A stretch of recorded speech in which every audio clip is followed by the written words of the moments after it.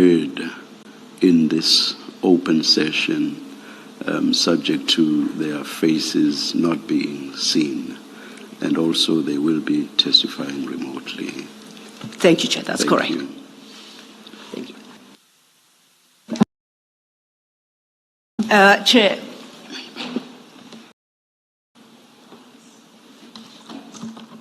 With their names not being disclosed at this stage. At this stage. Yes. Thank you. Thank you for the ruling, Chair. We are clarified. Thank you. We are ready to lead witness A, if the commissioners are ready. And witness A will soon, his voice will soon be beamed into the room, and he'll be led by Advocate Lee Sigal Ngube. Ready when you are, Chair. Thanks, Lee. We are ready when you are. Thank you, Ms. Selolo. We are ready when you are, Ms. Thank you, Chair. Sigels Ngube. Thank you, Chair. Thank you, Commissioners. Chair, the witness is witness A, and we have spoken to the witness. He will take the oath.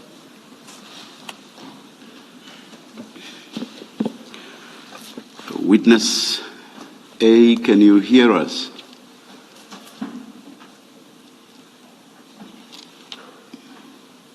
Yes, good morning, Commissioner. Good morning to you too.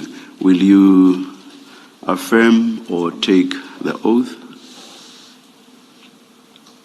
I will take the oath, Commissioner. Do you swear that the evidence you are going to give will be the truth, the whole truth, and nothing but the truth? If so, please raise your right hand and say, "So help me God." So help me God. Thank you. Thank you, Chair.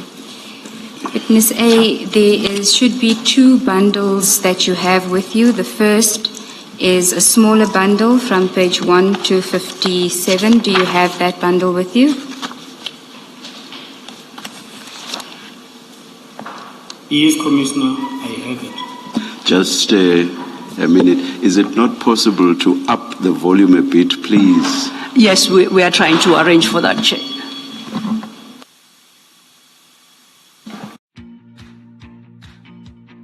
Meet Jacob, a tech-savvy shopper and commuter in South Africa.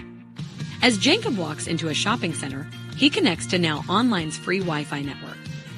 He sees a captivating ad for a new energy drink on the login portal, piquing his interest.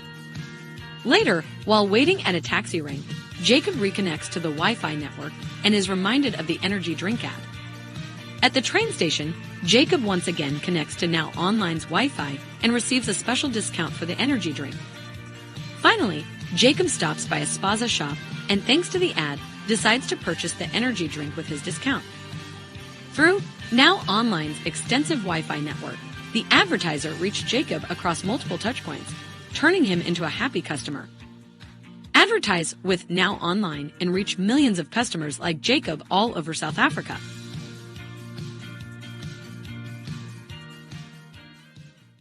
Witness A, can we go back to the first bundle, which is WA?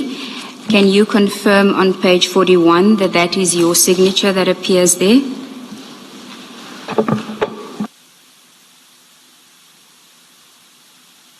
Correct, Commissioner. It is my signature that is appearing on page 41. Do you confirm that this is a statement that you prepared for purposes of your evidence that you will be giving before the Commission today? That is correct, Commissioner. I do confirm. Witness A, can you then go to page 1 of the WA bundle, which is page 1 of your statement? Can I ask you to confirm that paragraphs 1 and 3 are correct insofar as it identifies you and your career within the South African Police Service? Yes, Commissioner, they are correct. Now, you say in paragraph 2 of your statement that the statement is prepared for purposes of dealing with your evidence relating to events that transpired during 2024 and this year, which are relevant to the media briefing made by Lieutenant General Mkhwanazi on the 6th of July 2025. Can you, for the benefit of the Commission, tell us what it is that your role was insofar as the South African Police Services is? What do you do within the police service? Thank you, Commissioner. I will start by saying that I am an investigator within the SAPS, and I am currently based at organized crime, which is the unit that is mandated to investigate crimes that are understood to be of a certain nature, in a sense that they are sophisticated and they need a certain approach in a way that they are being committed by syndicate, the organized groups. Thank you, Commissioner. Thank you. You also say in paragraph 5 of your statement, where you deal with what you refer to as the Swart murder investigation, that you are one of the investigators in that case. Can you briefly tell the Commission what the Swart murder is? Ms. Siegel, perhaps we should place paragraph 3 on record. Just remember, I know what you're doing. The statement will be handed in, but we do have a transcript. And I think we should try as best as possible to put as much information in the transcript as is safe to do. Thank you, Commissioner. I did ask the witness to confirm the accuracy of paragraph 3 for now, insofar as it relates to his career. Do you just want me to briefly say that it does deal with his career within the police service? In that case, I have a question that relates to paragraph 3. The witness says that he was attached to a station and thereafter the 3O task team in Soweto. What exactly does the 3O refer to? Witness A, did you hear the question from the Chair? Yes, I got the question from the Chair, Commissioner. Can you answer the question? The 3O task team is the team that is formed to work on the cases, specific cases that are classified as hijackings, house robberies around the area. Okay.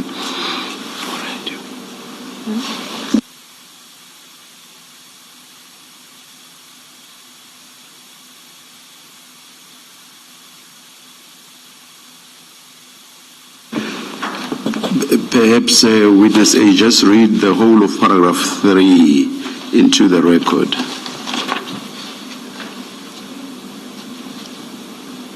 Yes, Commissioner. I started my career in the SAPS in July 2008 at a basic training college. Before that, I was a reservist. After college, I was attached to a station, and thereafter, I joined the 3O task team in Soweto, which is a specialized unit focused on combating hijacking residential and business robberies. I remained in the 3O team until 2021, and in late 2021, I joined Gauteng Organized Crime, which is the unit that I'm currently in, Commissioners. And then in the next paragraph, paragraph 4, you say your SUPS 96 will be made available to the Commission if necessary. What's the SUPS 96? The SUPS 96 is a document, Commissioner, that mentions what I've just said above. It mentions all the steps that I've gone through since I started in the police and the courses that I've attended and everything. So it's an internal SUPS document that approximates what one could call a resume or a CV, or not? That is correct, Commissioners. Thank you, Chair. Witness A, we are now at paragraph 5 of your statement where you deal with the Swart murder investigation, and you say that you were one of the investigating officers. I had asked you to just briefly tell us what the Swart murder was before we deal with your role as an investigator. Thank you, Commissioners. The Swart murder is referred, as it is referred, it is the murder that occurred in Vereeniging area on the 17th of April 2024. In brief, this is the case that occurred in the morning of the day that I've just mentioned, the 17th, where an individual was shot and killed at Vereeniging, and then the case was then given to us as a unit to investigate. Okay. You then mentioned that... Sorry, the individual being, the individual's name? The individual's name is Mr. Amart Swart. Thank you, Chair. You then deal in that paragraph, still on paragraph 5, but on the next page, you refer to many crime scenes related to this murder. Before we deal with the details of the scenes, could you just list the scenes and explain to us why there are 4 scenes that you reference in there? Yes, thank you, Commissioner. This Vereeniging murder was registered as Vereeniging case 275 of 4/2021, and it is referred to as a main case, and it has got another 3 cases that I would say are consolidated to it or joined under it. And then I will go on and say, as this murder occurred, it was also learned that there were other cases that were connected to it in such a way that the people that murdered Mr. Swart and Vereeniging were arrested at a different area, which is now primarily in Johannesburg. And then there was a docket that was registered there, and it was referenced as a Bramley case 149 of 4/2024.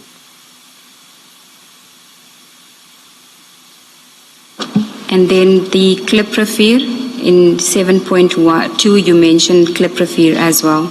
Can you explain the relevance of that? Yes, Commissioner, and there was also another case that was that would later be joined to Vereeniging as well as referenced as cloprophyr case 77/4/224. Here is a person that was arrested. Sorry, so not 224, 2024. 2024. Yeah. Sorry, Commissioner. Thank you for correction, Commissioner. You may proceed. On this case, there is a person that was arrested in cloprophyr and he was later connected to murder. And then this docket was opened because he was found with a firearm and ammunition at that area. Then it was registered under cloprophyr area and given that number. Under paragraph 7.1, which you have dealt with already, you refer to a street in Bramley and a house in Kew. Is there a reason for saying a house without giving the street address? Yes, Commissioner, there is a reason to that because that house belongs to the suspect that was arrested in Bramley. And then the reason for not giving the address is because that there is his family that is staying there that can be compromised if maybe this address can be given in public. Thank you, Witness A. And then if you can tell us about 7.3, the Vereniging Office Park. Thank you, Commissioner. The Vereniging Office Park is also referred to this case as a murder scene or a crime scene of Vereniging. That is where the murder of Mr. Amar Swat occurred. Okay, thank you. Witness A, at paragraph 8, you say you'll deal with each scene, and we'll get to that. At paragraph 9, you speak about your role in the investigation and that there is another witness, Witness B, who is best placed to deal with other events. Can you tell us why that is? That is correct, Commissioner. Witness B is going to come after me and deal with this case in details because at some time I was committed to other cases when we started with this investigation. So I will be doing this case and also attending other cases on the side. And then she was fully committed on this one from the word go to this day. Thank you. If we can then go to page 3 of your statement where you then start with the Swart murder again at paragraph 10. And you don't need to repeat that because you've already dealt with the description of the murder. But if you can just tell us how you got involved in the investigation of the murder. Thank you, Commissioner. On the 17th of April, 2024, I was on duty when I received a call from one of my colleagues that told us that he has gotten an instruction from our commander, Brigadier Khopane, that we must attend to a crime scene that was active in Bramley.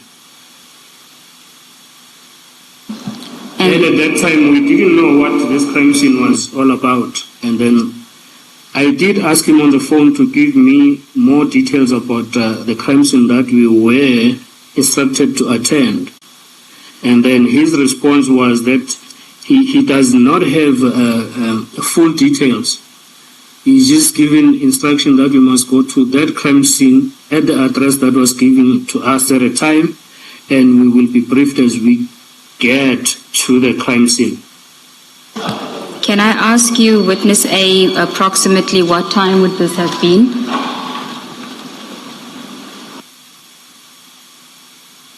This was in the morning of the 17th of April 2024 at around 10. So approximately 3 hours after the murder had been committed. That's correct, Commissioner. If we can then go to page 4 of your statement at paragraph 13, can you tell us what then you did next? You say that you arrived at the office. What transpired thereafter? Yes, I arrived at the office because at that moment I was driving with Witness B in the same vehicle. And then we arrived at the office, then we got to this colleague of ours that was giving us the instruction from the brigadier. Then we requested him to brief us a little further about what we needed to do. And then he said all he has is the address where we need to go and attend, and then the number of the person that needs to give us full details when we get to the crime scene.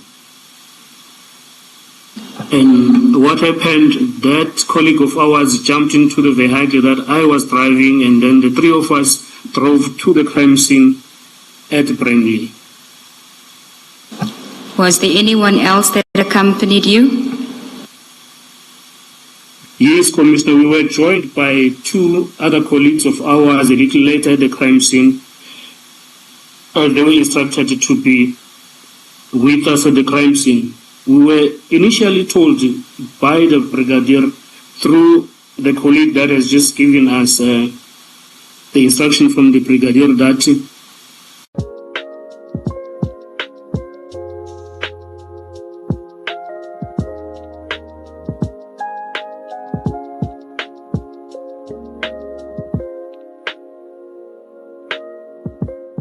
Officer Mapalane and Sergeant Kosi. And you then, in paragraph 14, deal with what you observed when you arrived on the scene. Can you tell us, give us more detail on that? And this is now the Q Bramley scene. Yes, Commissioner. When we arrived at the crime scene, we saw a lot of police vehicles marked and unmarked. And then we asked as to who was going to brief us, and then we arrived there. We found the TRT team, which is Tactical Response Team, and then the Provincial Tracking Team that were already at the crime scene. And then we requested to be briefed before the scene could be handed over to us. And what did they tell you as part of the brief? They told us that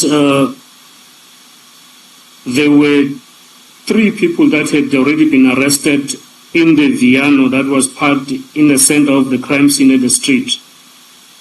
And then they told us the information that they had at a particular time. Sorry, Witness A. Sorry, Witness. Mercedes-Benz Viano. I just want to give the full description as it appears from the statement. Apologies for interrupting you mid-sentence. Can you please repeat the last thing you were saying? Yes, Commissioner. I was saying when we arrived there, we were briefed that there were 3 people that had already been arrested. And then furthermore, the members that were briefing us, they told us that those 3 people were arrested in a Mercedes-Benz Viano, that is a V-Class bus Viano that was parked in the middle of the street. And what else did they tell you about the Viano? And then they told us that this Viano belonged to one of the people that were arrested at the crime scene. They also told us that there is exhibits, or there are exhibits that were recovered from the Viano. Okay. And furthermore, they told us that these 3 suspects that were arrested there are suspected to be connected to the murder that had just occurred 2 hours or a few hours earlier in Vereeniging. The murder that I mentioned when I started on my statement of Amar Swart. Now, and they told us that they were going to hand over the scene to us, but promised that they will keep giving us information as we progress with the crime scene. okay, in paragraph 15 of your statement, you deal with interviews with the suspects. Can you just elaborate on that? That is correct, Commissioner. We started interviewing the suspect individually, and then we found that one of them was a police officer that was stationed at Johannesburg Central under Detective Branch. And then he introduced himself to us as Michael Puletau. And then I personally asked him if he was not supposed to be at work, as it was a working day. And he told me that he actually is on duty.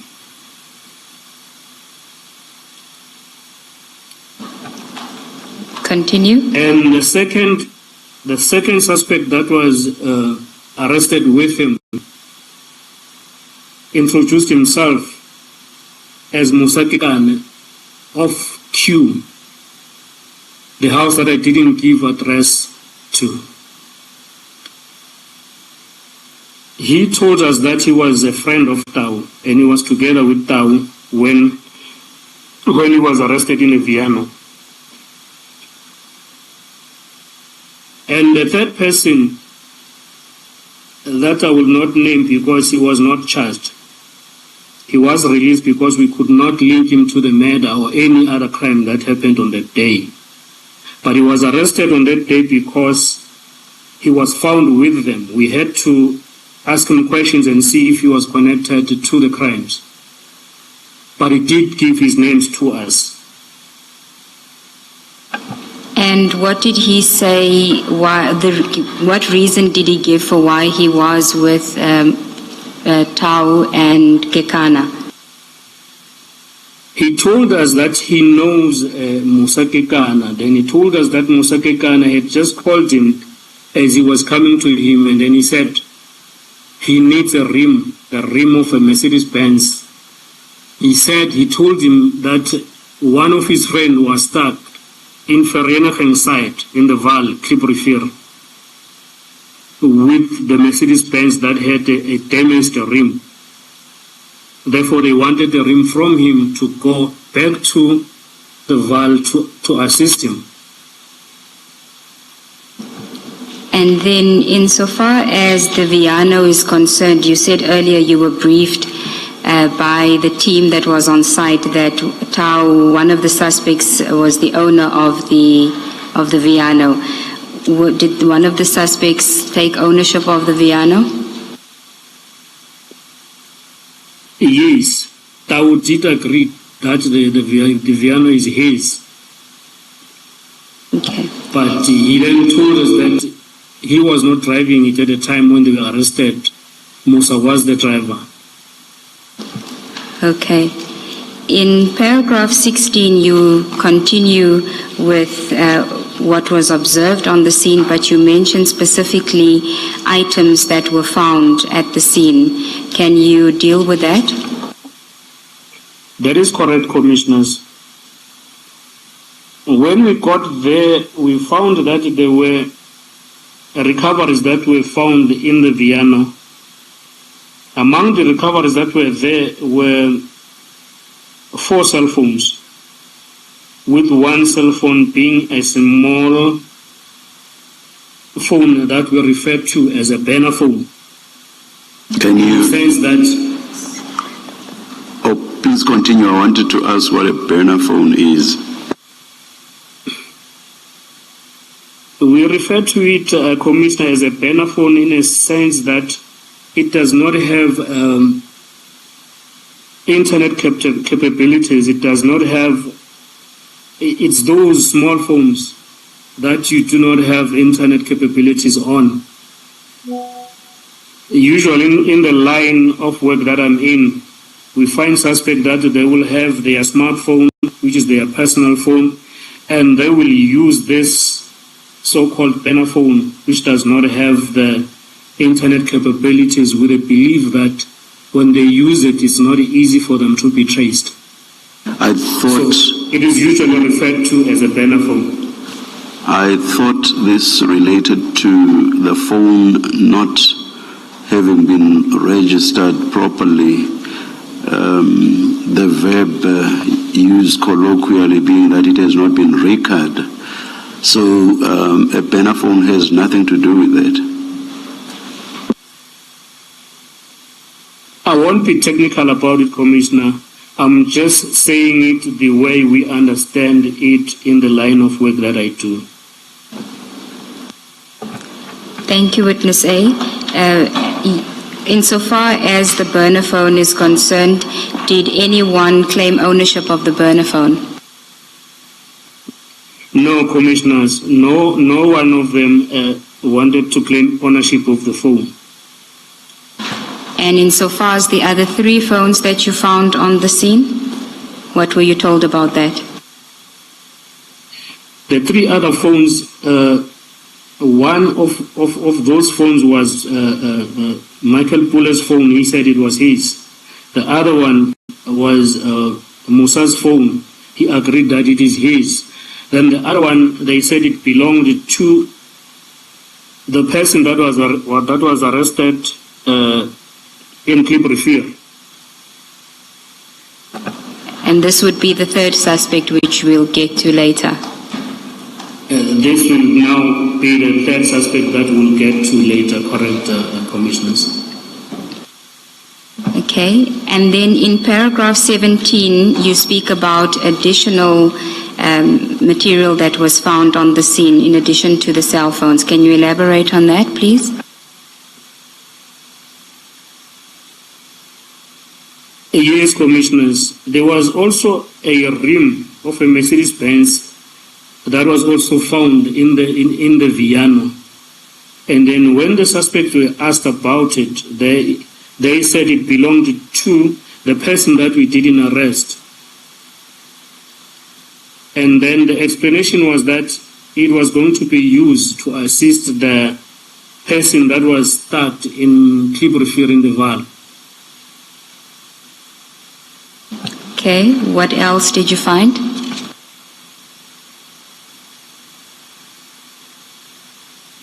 And then we also recovered 15 used cartridges of a rifle that were in a plastic bag, a transparent plastic bag, also in the vehicle. Now, in your statement, you refer to these 15 cartridges as the infamous 15 cartridges. Why do you call it that?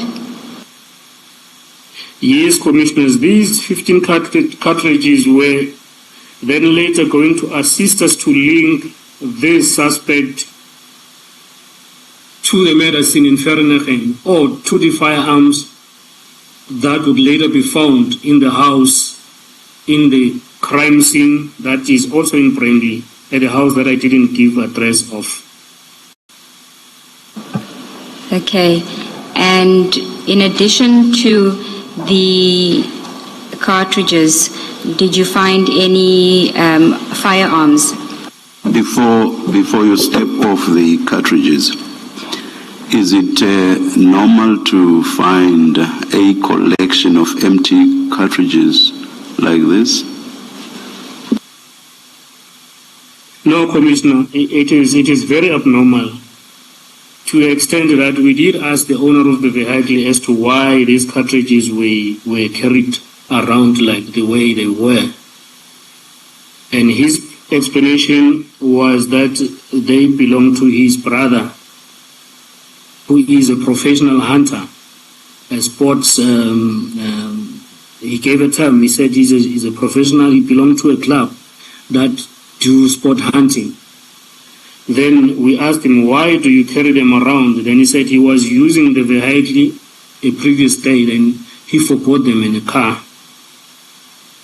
But did they explain, or did he explain why the brother would have collected these and placed them in a plastic bag? No, Commissioner, he failed to explain that part of the question because we did ask him. He failed. He totally failed. Is it so that empty cartridges are found after a firearm has been fired? They fall off. As you fire, an empty cartridge falls off. Is that not so? That is correct. That's what I understand with the firearms. If you fire, then the cartridge will fall off the ground. So for cartridges to be found collected and placed in a plastic bag, it would mean that someone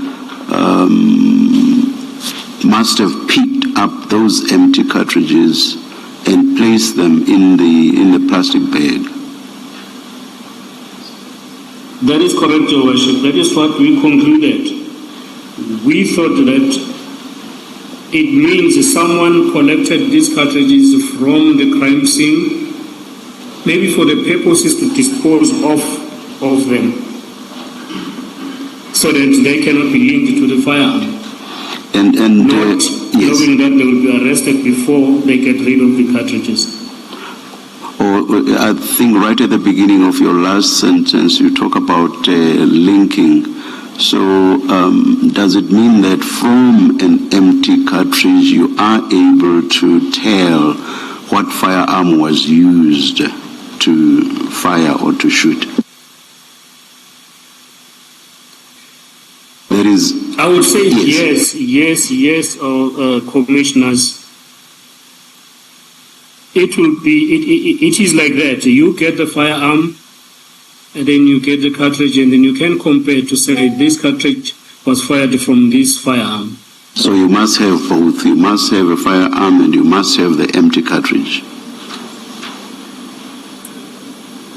That will be a technical question to answer. All right. But for us, it is very good if you have them both. Yes. Sometimes you can only find the firearm, you take it to ballistics. If you like it, they will tell you that the other crime scene has got the empty cartridge that is connected to your firearm. Then they do a linkage. And then you can do, maybe you get a cartridge without a firearm, then they connect it vice versa. So with us it was good because we got the cartridge and the firearm. So I think it was easy for someone who was going to do the linkages in that sense. Thank you. Thank you, Commissioner. Witness A, you say in your statement that the cartridges likely would not have been found had the team not apprehended the suspects that day. Is that what you were referring to earlier? That's correct, Commissioners. That's what we thought as a team to say. These cartridges were going to be disposed of before we arrest the people. Okay. I had asked you find the empty cartridges, but did you find any firearms on the suspects?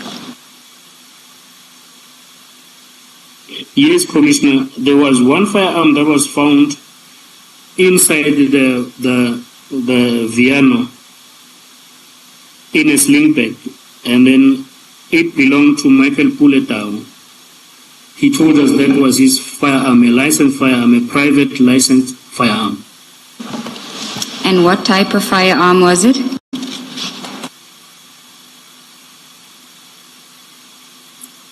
It was a pistol. Just pause there for a moment. Was Witness A, it's Commissioner Khumalo here. The firearm that was found in the Viano that you say you were told belongs to Dow, was it a service pistol or his private pistol?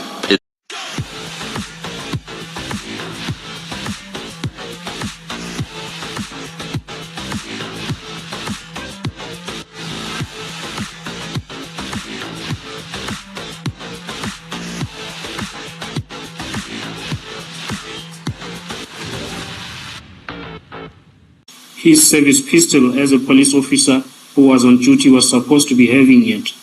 Then he told us that he had long surrendered it back to the employer. He didn't carry it around.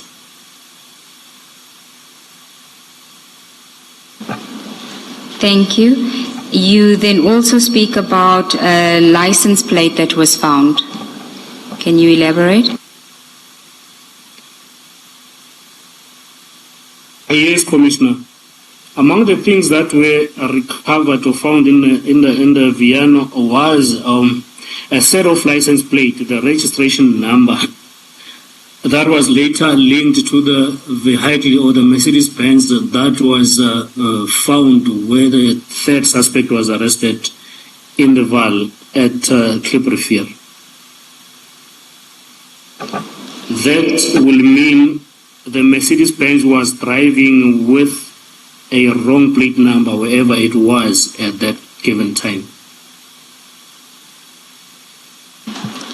Now, I just want to place paragraph 18 of your statement on record, given that this is still an ongoing matter. You say, any further information regarding the scene is not relevant to the Commission's work and may compromise the case if disclosed publicly at this stage. Do you want to elaborate on that? Yes, Commissioners, because more of information is the details that I think might compromise the case, as the case is at a critical stage at court. Thank you, Witness A. You then move on to the second scene, which is still part of the Bramley case number, which is the house in Kew that you referred to earlier. Can you tell us what transpired there? This is what we refer to as scene 2 at Bramley, where now the second suspect, which is Musa Kekana, resided. In this crime scene, I didn't attend it myself because I had to go and attend the crime scenes that were at the Val. So I left other members to attend to it. And then they attended to it. Then we were communicating with them constantly with the recoveries that were recovered at the crime scene and what was going on at the crime scene. And you refer... continue? Yes, Commissioners. Continue, Witness A. Yes, Commissioners. In this crime scene, we were told that the police that were attending there recovered a motor vehicle, which is a Hyundai i20, which inside had a bag that was loaded with 3 firearms, of which one was a rifle and 2 were pistol and a lot of ammunition. Now, you say in your statement that the I-20 was spotted at the murder scene at the time of the murder on CCTV cameras. When were you informed of that? That is correct, Commissioners. As I said, that we were briefed continuously as we were at the scene.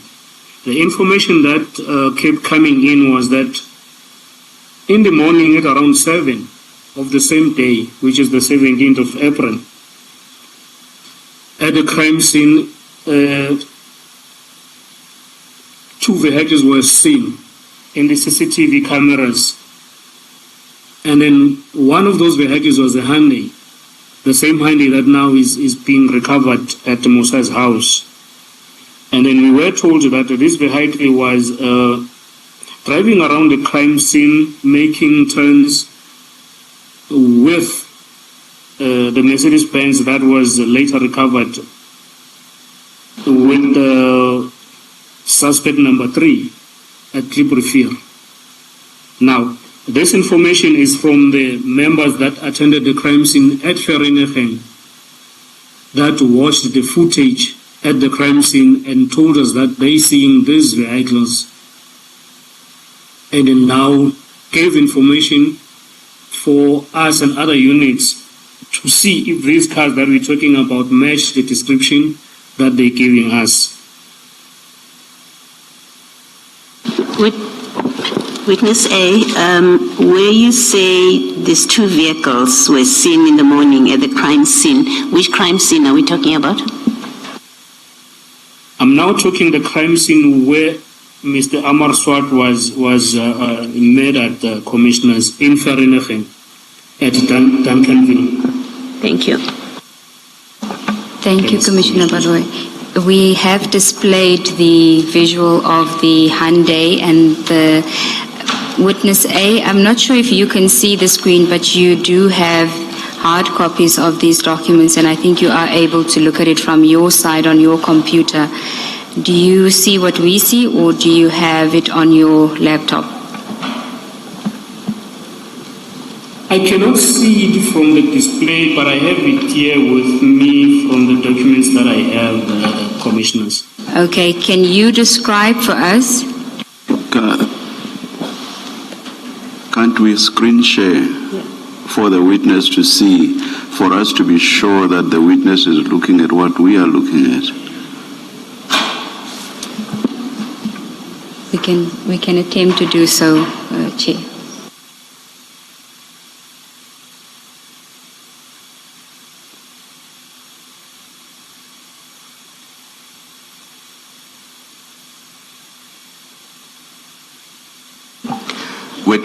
Witness A? Just Yes, Commissioners. While they are busy sorting out the visuals, when you talk about a Mercedes-Benz, just be clear because evidence is being transcribed. There's a Mercedes-Benz Viano and a Mercedes-Benz C200. So when you refer to a Mercedes-Benz, please just clarify which one you are referring to. Thank you, Commissioner. In this instance, I refer to a Mercedes-Benz C200, which is a sedan. Just a minute. I saw on my screen a whole lot of documents, and I'm not sure how safe that is. We have redacted the necessary information, Chair. So when I see all of those documents, I should not be worried. No, Chair, not at all. It is just a description of what is shown in the photo, and the relevant personal information has been redacted. All right. Thank you then. Are we still trying? Yes, Chair.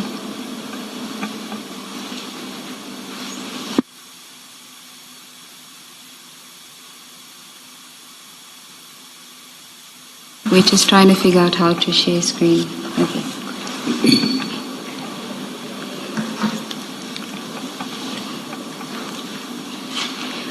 Witness A, are you able to see the screen?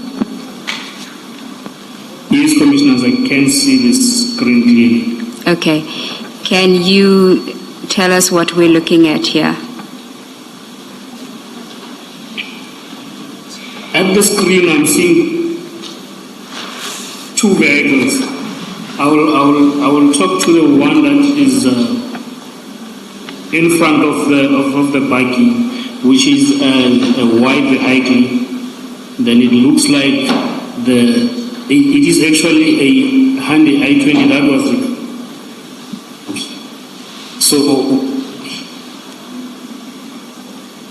we can hear you. The vicinity of the crime scene. Just 7 o'clock. It's actually 7:01. Yes, that's the second one. We'll go there now. That's the second image.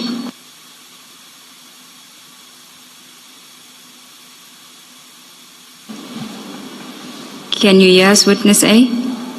And in the second image, it is the same. Sorry, Commissioners. Please proceed. Thank you, Commissioners. And this image, it is the same vehicle, the Hyundai i20, and then on this one, it is seen with the vehicle that was driven by Mr. Swart, the deceased. If you can go to the next one.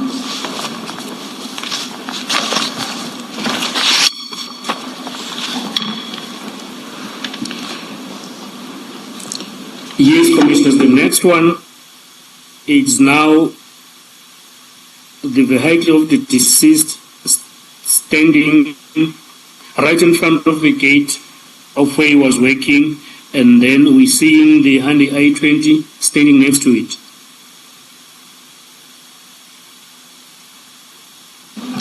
And this is the Hyundai i20 that was found at the house in Q. This is the Hyundai i20 that was found at the house in Q, the house that belongs to Musa Kekana, who was arrested with Michael Bullet down. Just a moment, Advocate Seagulls. Witness A, the other vehicle that you've described and you say was being driven by the deceased, can we please identify it? Make and model? You don't have to give us the year. I assume you won't know. Just the color, make and model. Correct, Commissioner. I wouldn't know the year model, but it is a Ford double cab buggy. So it's a silver Ford Ranger. It's a silver Ford Ranger double cab. Thank you, Commissioner. Yes.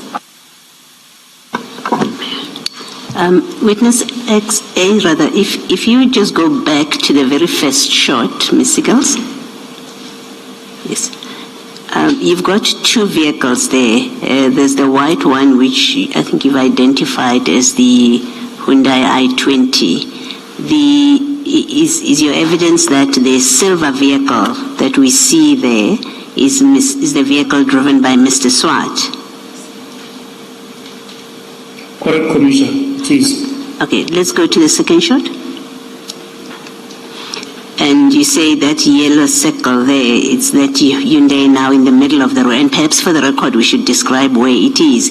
In the first shot, the vehicle is on the side of the road. Is that correct? In the very first shot? That is correct, Commissioner. Now, in the second shot, there's a white vehicle circled in the middle of the road. You're saying it's the same vehicle? The i20 Hyundai? This is the same vehicle. And the one in front, you say that's Mr. Swart? That is correct, Commissioner. Let's go to the third shot. Now, in fact, in the shot just above, Ms. Seagull, there are two shots in the picture. The first one now shows the white vehicle almost abreast with the silver vehicle, both facing in the same direction. Is that the same vehicle that was in the middle of the road in the previous shot? Is that your evidence? That is correct, Commissioner. All right. Now, and that is still the Hyundai. Now, in the second shot of what we are looking at, there are in fact two vehicles, white vehicles, and none of them is facing the same direction as the silver vehicle. Can you just explain that for the record? What are we seeing on the record? Which one is the Hyundai i20? Where is it facing now? Because you have two vehicles now, and there's only one car that's facing towards us in this picture, and it's the silver vehicle. Just explain the shot we're looking at. That is correct, Commissioner. The Hyundai vehicle will be the one that is facing to the vehicle of the deceased, Mr. Swart. And then that other one, I think it is the vehicle that is just in motion on the street, is driving past. So the one closest to the silver vehicle, you're saying that's the Hyundai i20? Correct, Commissioner. Thank you. Thank you, Mr. Galt. Thank you, Commissioner Baloyi.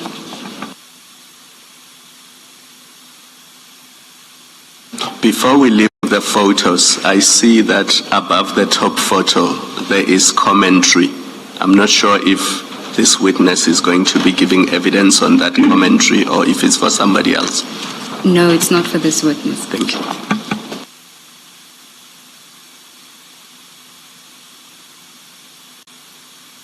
you. Can we go to page 6 of your statement, Witness A? At paragraph 20, you then deal with the Viano belonging to Mr. Tau, which you also say was parked at the house in Q.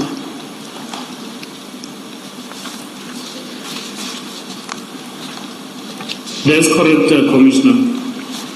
This Viano that belongs to Tau was parked at Q during the commission of crime Q, which is the house of Musa Kekana. In your statement, you are not as categorical as you are now. You say it appears that the Viano belonging to Tau was initially parked at Kekana's house. Do you want to explain the difference in how you phrase this? Yes, Commissioner. I think that is just a wording. The fact is that it was parked there because when this Hyundai i20 drove back from Vereeniging, it was actually surveyed and followed by the people that were working with the police, and it was seen entering the house that belongs to Musa, and then the Viano drove out of the house. So that puts the Viano right where this I-20 was recovered later on. Thank you, Commissioner. Then we do have the tracker information for the Viano, which we have displayed. Can you see it, Witness A? Yes, I can see the commissioners. Can you tell us what we're looking at and what does it confirm? It confirms that this Viano was actually a house that belongs to Michael Puletau at that given time, which is 3:12 minutes in the morning when the ignition started.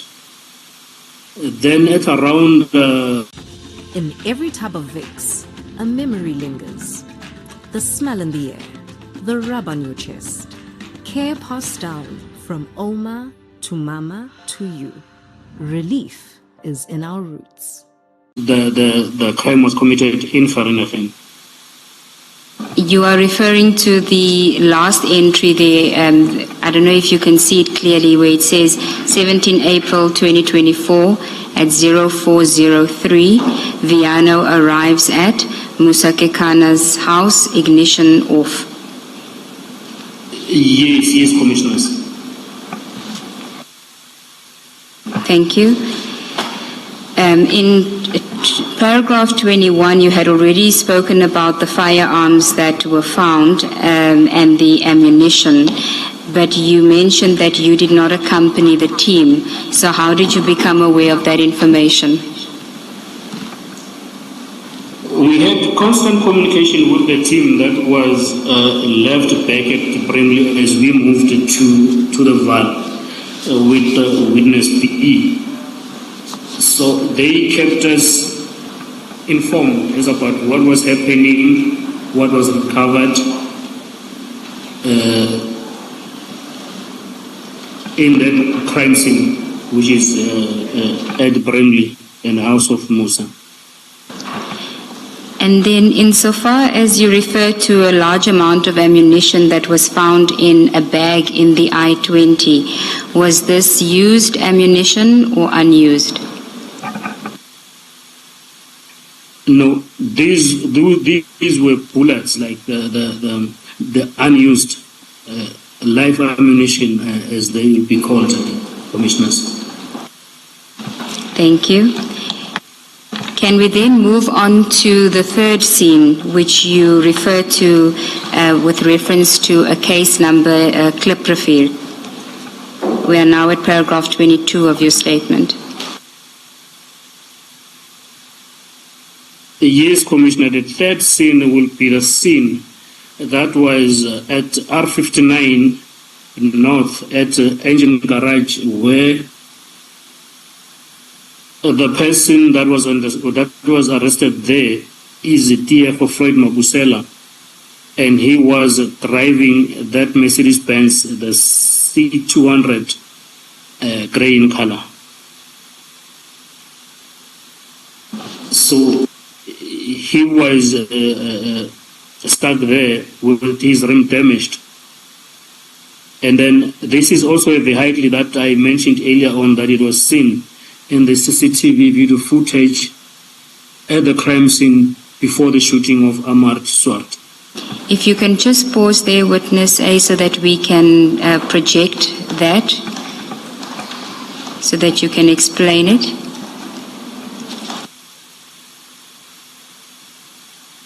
Yes, Commissioners. Can you see the screen?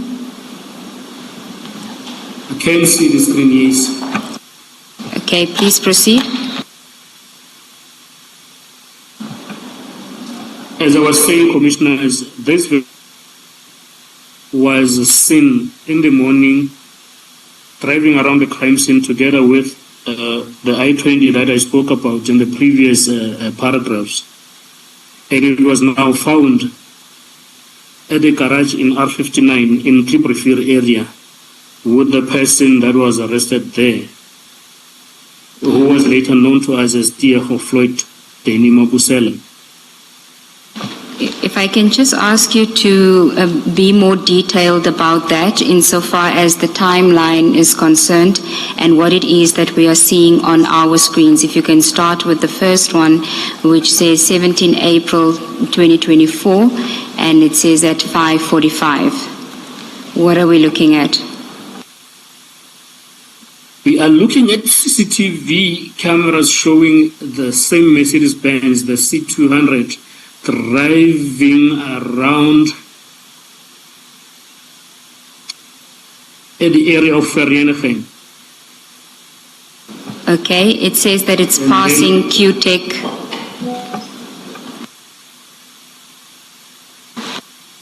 Yes, Commissioners. QTech is in Vereeniging, and in QTech is our crime scene.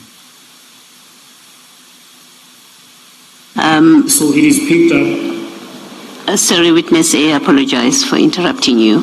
Perhaps what the witness should do, Ms. Siegels, is read the captions there into the record.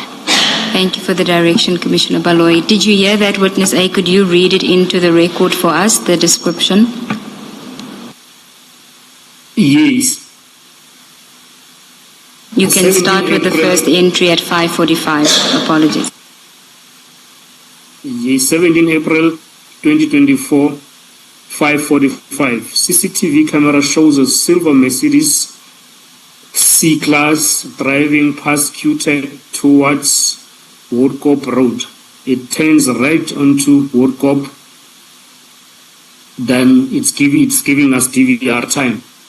You can just read it to explain the difference between the time that the actual footage is and displays and the time of the caption, because there's a time difference. So just read that into the record as well. It says the DVR time is 6 minutes low than the actual time that is depicted on the clock. Okay, and the next one, the next caption. Sorry, perhaps before you do the next caption, there is a vehicle on the road there. What vehicle is that?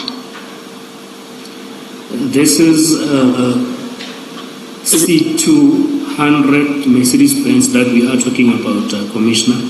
Yes, and you say it passes QTech. Driving past. In relation to that vehicle in this picture, which side is QTech here when we're looking at this picture? As far as I understand the picture and understand the crime scene as I know it, the company or the QTech will be at the back of the vehicle on the left side. Okay. Thank you. Thank you, Commissioner Baloyi. Witness A, you can continue with the second caption.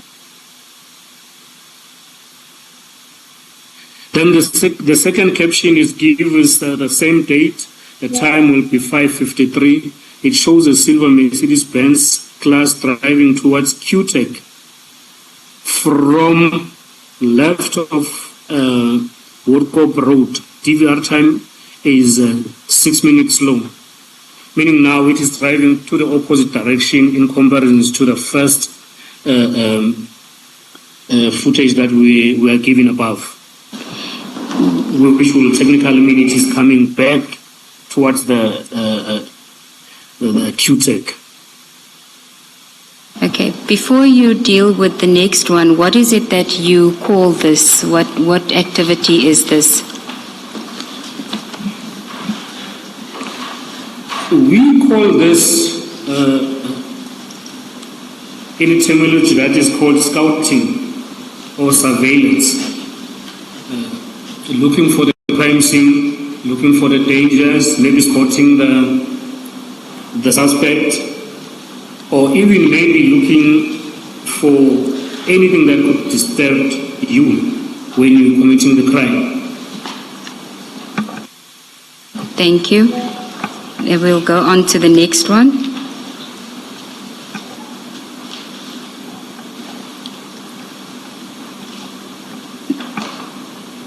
Can you read the next one for us?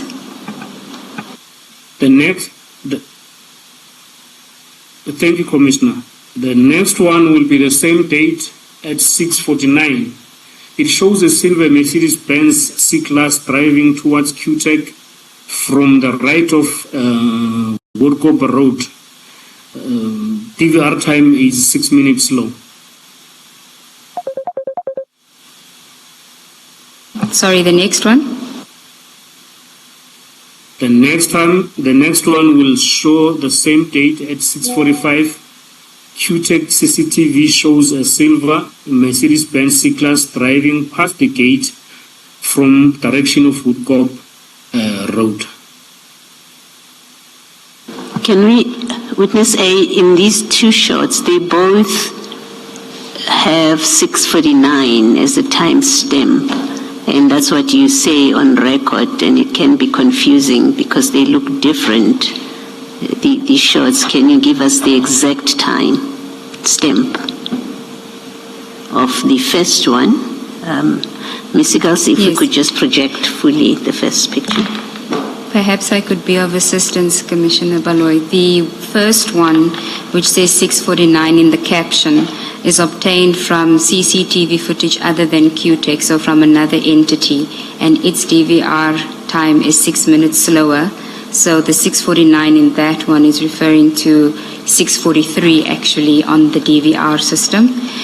The second one, it's also 6:49, but the vehicle is coming in the same direction, but it's being caught at two different cameras.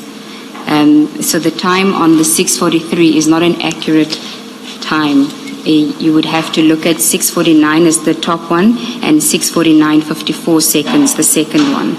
So it's within less than a minute of each other. Yes, I think what I wanted to clear on the record is these are two different shots. They are not same shots, different angles or anything. Correct. They're coming from two different cameras. The one is coming from a different entity, CCTV footage, and the second one is coming from QTech. That is why on the caption of the first one, you'll see it's been redacted. It's a redaction to show where it came from. It just says shows a silver Merc, whereas the second one it will say QTech CCTV shows, so as not to identify the source of the first. Okay. Just lastly, there's two timestamps. The first one, perhaps to distinguish them, we should be referring to those, because in the first shot, in the body of the shot itself, you have 06. Ouch. It's a cavity. RLB Electric Surround Head cups each tooth to remove up to 100% more plug. Unlike a manual brush that can leave up to half the plug behind, switch to RLB Electric with RLB Paste. Say goodbye to cavities. The time on the image is 6 minutes slower, so it's not an accurate reflection of the time that the vehicle was actually coming past there. The vehicle came past at 6:49, according to their record. So it is within seconds of each other, but from two different sources and in the same street.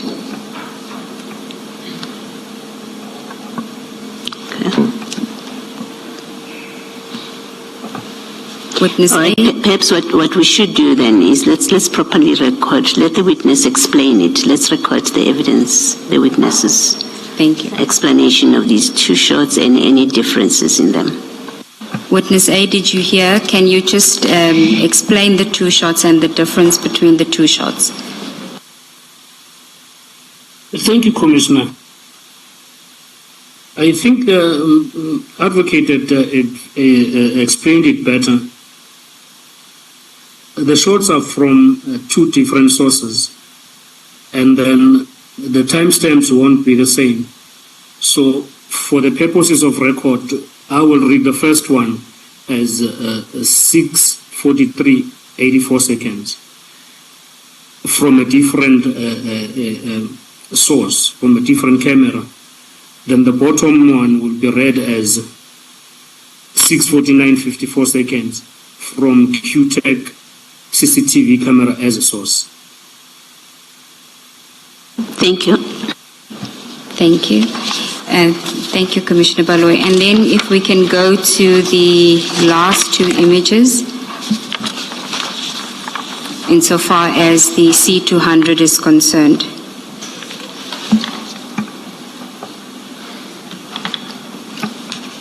Can you see it, Witness A? Yes, Commissioner. Thank you. On this one, I think it is the same scenario. We've got two shots from different sources. The first one is from QTech cameras, and then it shows it is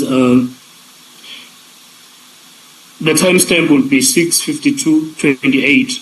Then we're seeing a same silver Mercedes-Benz C200 driving past the gate towards the direction of Workup Road. And the bottom one will be from a different source that is not disclosed to us, which will be depicting the same vehicle, which is a C200 Mercedes-Benz, and the timestamp will read as 6:46:51. Then it reads as it shows a silver Mac driving past QTech towards Woodcock. It turns right into Woodcock. Then they're giving us the time delay, which is 6 minutes. Witness A, in these two photos, it looks like the Mercedes-Benz has turned around now because it's facing left. In the previous two photos, it was facing right, more or less 3 minutes earlier. That is correct, Commissioner. So is that consistent with your evidence that it was doing what you call scouting? That is correct, Commissioner. Thank you, Commissioner Khumalo. So, Witness A, if we can then return to your statement and deal with what else was found at the scene where Mr. Mabusela was arrested. Mr. Mabusela was found at the crime scene with a firearm, which is a pistol and ammunition, and one cell phone, which is also referred to as a burner phone. Now, before you continue, can I just ask you to explain, because you said you found the vehicle had a damaged rim, and then you also referred to a license plate. Can you tell us about the license plate? Yes, the Mercedes-Benz had a damaged rim, which now meant that the rim that was found in the Mercedes-Benz Viano in Bramley was indeed meant to come and assist this one. And then when the police checked the license plate on the disc, they found that the registration numbers that was recovered in the Mercedes-Benz Viano at QTech actually was the correct registration number for Mercedes-Benz C200 that was found in Clipperfield. if I can just understand what you're saying that the license plate for the C200 that's registered to the owner of the C200 was found in the Viano. That is correct, Commissioners. And then what license plate was found on the C200 in Vereniging? Oh, the license plate that was found there, it is a license plate that did not belong to the Mercedes-Benz. It was a wrong plate. It was fitted with a wrong plate number. So the plate was actually on the vehicle. It wasn't in the vehicle. It was actually on the vehicle. It was on the vehicle, like the front and back one, as it normally would be. In your experience as an investigator, what would the reason for that be? Why would there be a fake plate on the C200 when that vehicle does have legitimate plates? This would mean that because maybe if I can just, for the purposes of record, this vehicle belonged to the daughter of Mabusela. So using the wrong plate number would assist him not to be linked to the crime scene because it was picked up at the CCTV cameras with this registration number that was wrong. So I think the aim of putting the wrong plate number was for him not to be linked to the crime of murder in Vereniging. Thank you. You may continue with what was found. You mentioned the burner cell phone. Before you do that, Witness A, you have given us the exact detail of scene 1 and scene 2, where exactly they were geographically. This third scene where Mr. Mabusela was found and arrested, where was it? It was an engine garage in Triprefir, northbound. This is in Vereniging. This is in Triprefir on the way from Vereniging. Thank you. It was just outside Vereniging. Thank you, Mr. Gels. Thank you. Witness A, let's get it right. The engine garage in R59 is between Alberton and Vanderbijl Park, I think. So it's halfway between Alberton and Vanderbijl Park. But when you travel to Vereniging using the R59, you would go past that engine garage. Is that correct, more or less? That is correct, Commissioners. Thank you for the clarity, Commissioner Khumalo. You may continue, Witness A, with your regarding the burner cell phone. Yes. So what was recovered on this suspect who is now Floyd Diego Mabusela was this burner cell phone and the firearm of which he was arrested for initially. And then these two were booked into the dating as exhibits. And then this cell phone was later going to assist the investigation to link this suspect who is Floyd Mabusela with the other burner phone that was recovered in the first scene at Bramley through communication. So this is the investigation that was carried on in a week that followed. When you say in communication that the two burner phones were in communication with each other, at what point? When was this? These two phones were found to have been communicating during the commission of crime and after the crime has been committed in Vereniging. So the conclusion from the investigating team was that these two burner phones were utilized or they were bought for the main purpose of communication between these two vehicles at the crime scene and maybe coordinating their movement from the crime scene. If I recall correctly, you said that Mr. Mabusela's smartphone was found with the other two suspects at the Q Bramley scene. Is that correct? That is correct, Commissioners. Okay. Jay, I see that it's 10:58 and I'm moving on to the next scene. Should we adjourn for tea and then I can continue? Let us adjourn and resume at 11:15.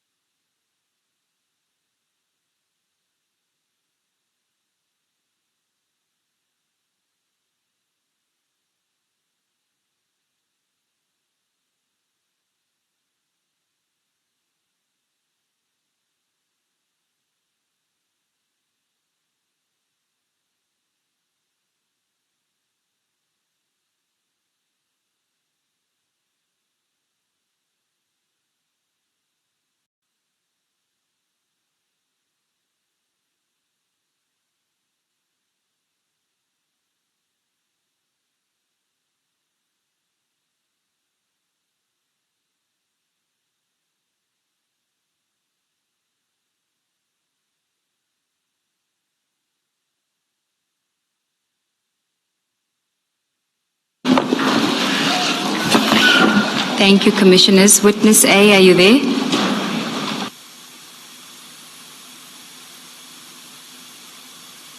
Yes, Commissioner Zamia.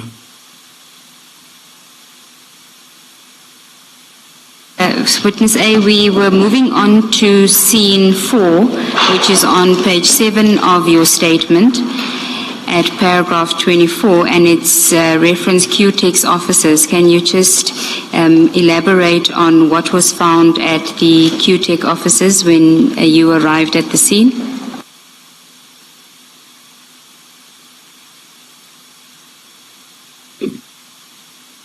Yes, Commissioners. This scene is, I will refer to it as a murder scene where Mr. Swartz was murdered. And then when we arrived at this scene, we didn't find anything because the police who were attending to a scene had finished working. It was just for us to confirm the address of the scene and to see where the scene is so that we can be able to make our references on the investigation that has already started. Okay, so you weren't part of the team that processed the scene earlier in the day. You went there after you went to you left the Bramley scene. Is that correct? That is correct. I was not part of the team that processed that scene at Vereeniging QTEX offices. Okay. So what was the purpose of going to the scene if there was nothing to be found there? It was mainly for us to know where our scene is situated, to familiarize ourselves as how it is looking. But at the same time, we didn't know that the scene was already finished processing. We wanted there to make sure that no one was still at the scene. But then when we arrived there, then there was no one. Okay, and then at paragraph 25, you deal with a Sunnyside docket, which has a 2024 date. Can you explain what its relevance is to the case? Yes, Commissioners, thank you. The Sunnyside case will then be connected to a vehicle, the Hyundai i20 that was used in the commission of crime. When we did our investigation, we found that this vehicle was actually connected to the case, which is the hijacking of a motor vehicle that was hijacked earlier in the year, in January 2024 to be precise, in Sunnyside. Hence the docket of Sunnyside. It is the docket of hijacking. Before you proceed to explain that, Witness A, can I just place on record that your statement refers to the hijacking occurring in January 2025. It should be January 2024. That is correct. It should reflect January 2024. Thank you. You may proceed. And then the aim of us taking the docket, it was to see if we will be able to maybe connect these arrested persons, which is Musa, Tau, and Floyd, to the crime of hijacking. But unfortunately, we could not, because the victim of hijacking, who is the complainant in this case, said the crime took place during the load shedding, so he could not be able to identify the people that hijacked her. And then, as such, they were not connected to a hijacking, but to a possession of a hijacked motor vehicle. Okay, and then you say that you mentioned something about the license plate that the I-20 was fitted with. Can you just tell us about that? Yes, the license plate that was fitted in the Hyundai motor vehicle belonged to the motor vehicle that is similar to this Hyundai i20, but that belonged to an old lady somewhere in Pretoria. And then the investigation was done, and then the statement was obtained from that witness. Then she confirmed that during the time when this commission was, when this crime was committed, the vehicle was parked at her yard, and she's an elderly lady.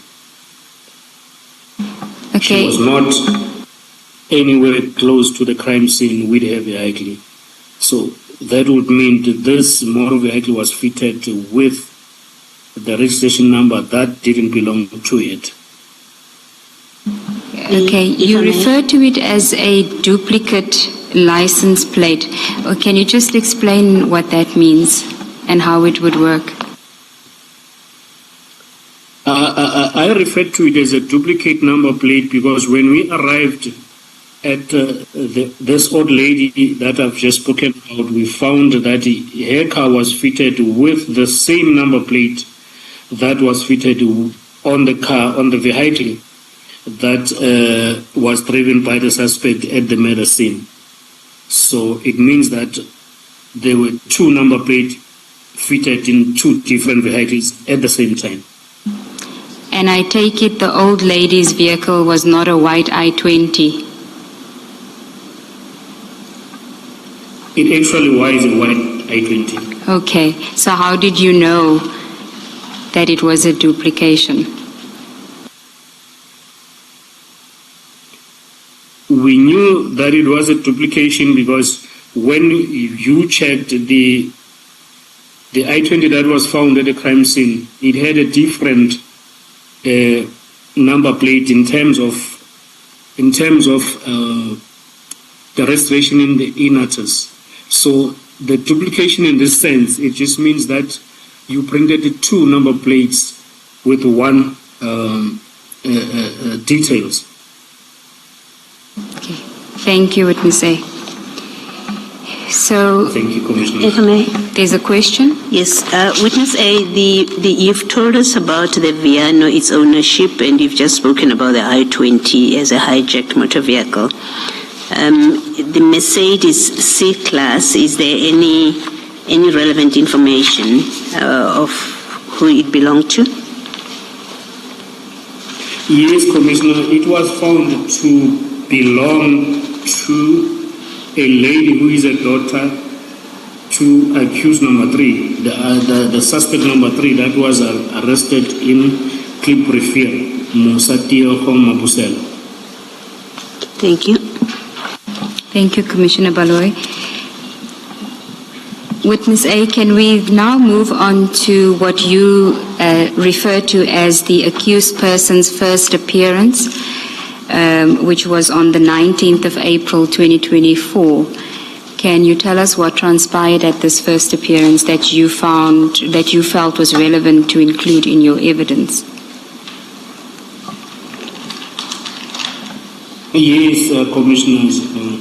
On this day, it was the day that we referred to as the first appearance, because it is the day when the suspect has been arrested, they will get charged, processed, and they will appear for the first time at the magistrate court. So this is the day when they appeared at Vereeniging Magistrate Court for their first appearance. And who was present with you? And in this appearance, all 5 members of the team, detectives that were present at the initial, very first crime scene in Brimley, were all present. So that will mean it was myself, Witness B, and the 3 other members that we were with in the Brimley. That will be Sergeant Kosi, Sergeant Mabalane, and the member that called us and gave us instruction from the brigadier to attend the crime scene on the 17th. You say in your statement that you were surprised by the show of support for the accused persons. Can you tell us more about that? Yes, Commissioners. When we arrived at the Vereeniging Magistrate Court, we found that the court was packed. It was packed and full to capacity. And then we learned as we were there that the people that were there to support the suspect, more especially Michael Puletau, as he was a police officer. So there were a lot of people that were there in support of him. When you say people, are you referring to police officers? Yes, we were informed that some of them were police officers, but we couldn't verify that because they were dressed in plain clothes like ourselves. You just get information from people that were briefing us that some of the people that were there were police officers, mostly from Johannesburg Central Police Station, who were then the colleagues of Michael Puletau at the time. And can you describe the mood for us and the behavior of those people that were in attendance in support of the accused persons? The mood was quite tense, and their behavior was not a normal behavior, in a sense that they exhibited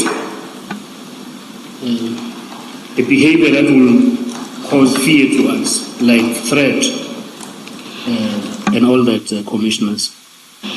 Can you be more specific what you mean by threats?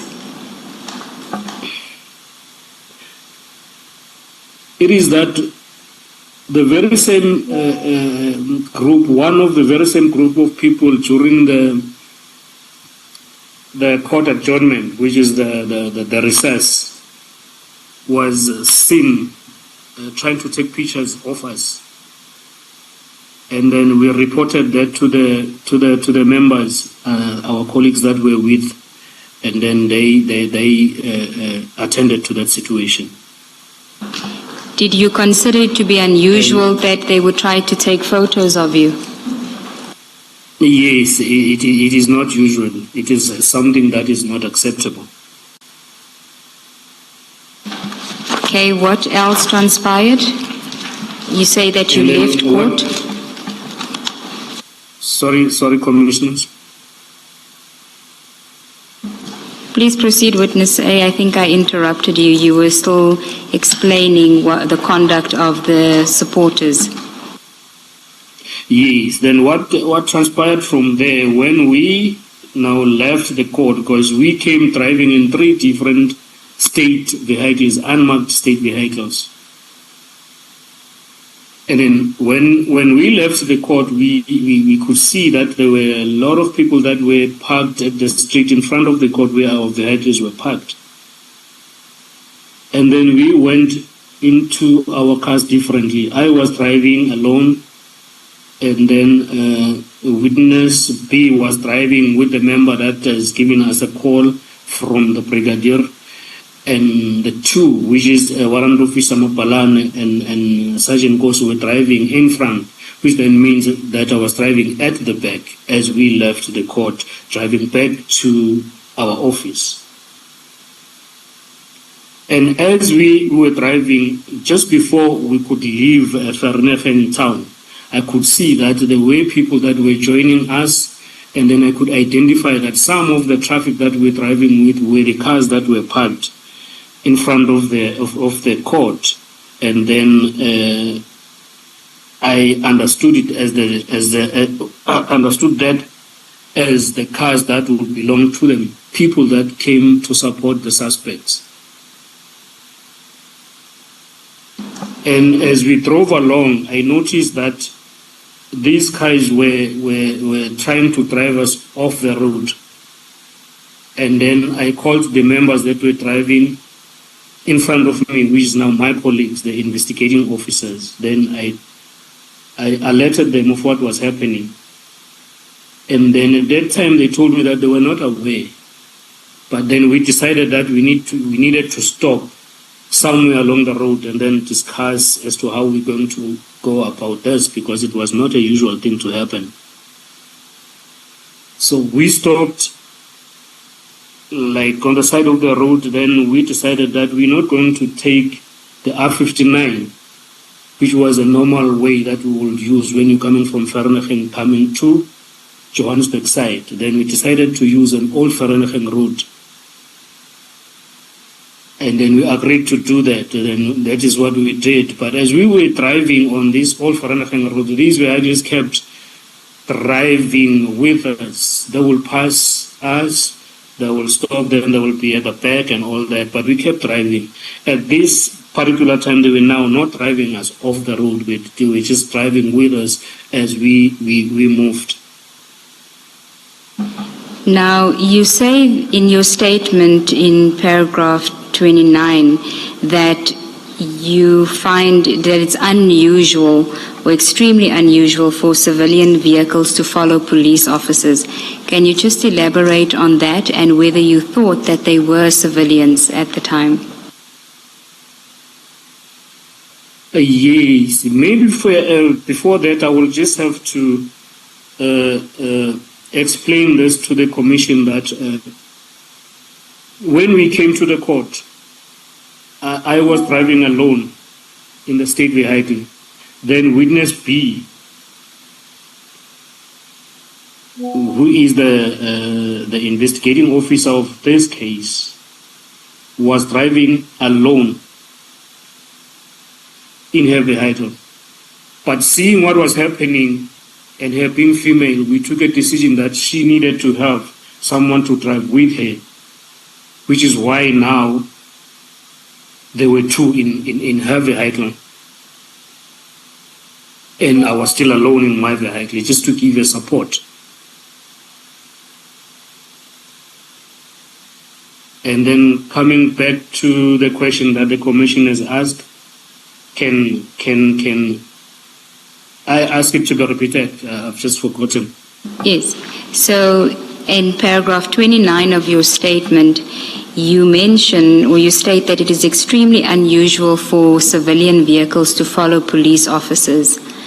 I just want you to elaborate on that and then whether or not at the time you thought that they were civilians that were following you. Yes, it is not a usual thing to see civilian following or intimidating, if I may put it that way, the police officers that are on duty. And then at that given moment, we thought that these people were civilian, even though if maybe they were police officers, but at that particular time, they were not on duty because I don't think that they worked that side. They would have been doing that not in the capacity of them being police officers. So we regarded to them as just civilian people doing what was abnormal to do to a police officer who is doing his job. Okay, which is why we took a decision to report it to our commanders as we got to the office. And who did you report it to? We reported it to our Brigadier Hopane, who is the head of Organized Crime Gauteng. Sorry, Ms. Siegels. Witness A, perhaps let me take you back a bit just to make sure that I didn't mishear you. In paragraph 28, right at the end, the last sentence, where you speak about devising a plan to get rid of these vehicles that were following you, I understood you to say, and I'm just checking that, did I hear you properly, to say you decided to use the old Vereeniging road and these vehicles were still following you, but they were driving with you but did not try to drive you off the road. Did I hear you properly? That is correct, Commissioner. So where the statement says they still followed us and tried to drive us off the road, that is not correct? No, Commissioner, I think that one will be at when we left the court. I see. Not on the new road, the alternative road that you took. No, Commissioner. Thank you. Thank you for the clarification, Commissioner Baloyi. Witness A, you were dealing with the report to Brigadier Khopane about this incident, and in your report, in your statement, you say that it was not seriously pursued. What do you mean by that? In my statement, I mean that it was not seriously pursued in a way that we were just told to be careful, which I mean it was just starters to say, be careful where you are driving. But we were giving more members to transport now the suspects from different courts. They were not using, because normally they will use the van from respective stations to courts, but it was not like that. It was they were giving a dedicated team to transport them, seeing that there are what is the word, high-profile suspects. And then initially we were told just to take care of our movements as we did our investigation or as we move to court. Now, in your statement, you also say that the fact that it wasn't taken seriously or pursued seriously is not a criticism of Brigadier Khopane. And then you say that it's merely to indicate that it was one of those incidents that disturbed us, but not enough for us to escalate the matter beyond a verbal report to our commander. And you say this is because in any event, at the time that I suspected that it was just disgruntled colleagues of Tau who were upset that we had arrested one of their own. So I just want to find out from you, at that stage, was it just the Johannesburg Central police officers that were in attendance that day that had given you that sense that you, the unnerving sense, or was it spread throughout the SAPS at that stage? Yes, Commissioners. At this stage, we understood it to be only concentrated to his colleagues at the stations, as we believed it, and then we treated it as such until much later that we saw that it is wider than that. So we were only concerned about it at that level. Okay, and you can complete if you're still dealing with this paragraph.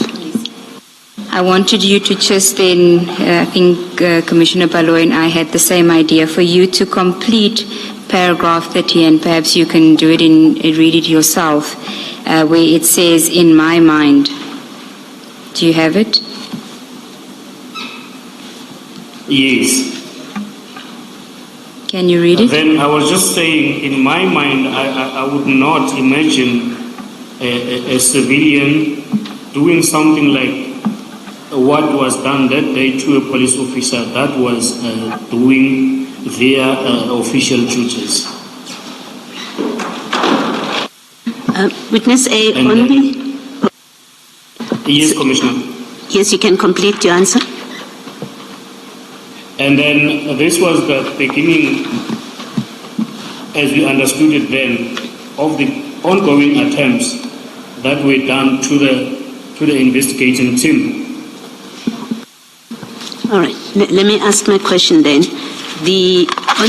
On this first appearance, were charges put to Mr. Dow? Sorry, I forget his title. Warrant officer. To Warrant Officer Dow, was it put to him what it is that he was being charged with? Yes, all three of them, Commissioner. So, if you're correct that the people that were attempting to drive you off the road and following you, at that point they would have heard what the charge was that Warrant Officer Tau was accused of. That would be the case because they were present at the court. Yes, and so they would still have unnerved you and tried to drive you off the road, members of the SAPS knowing and having heard what he is accused of. That is correct, Commissioner.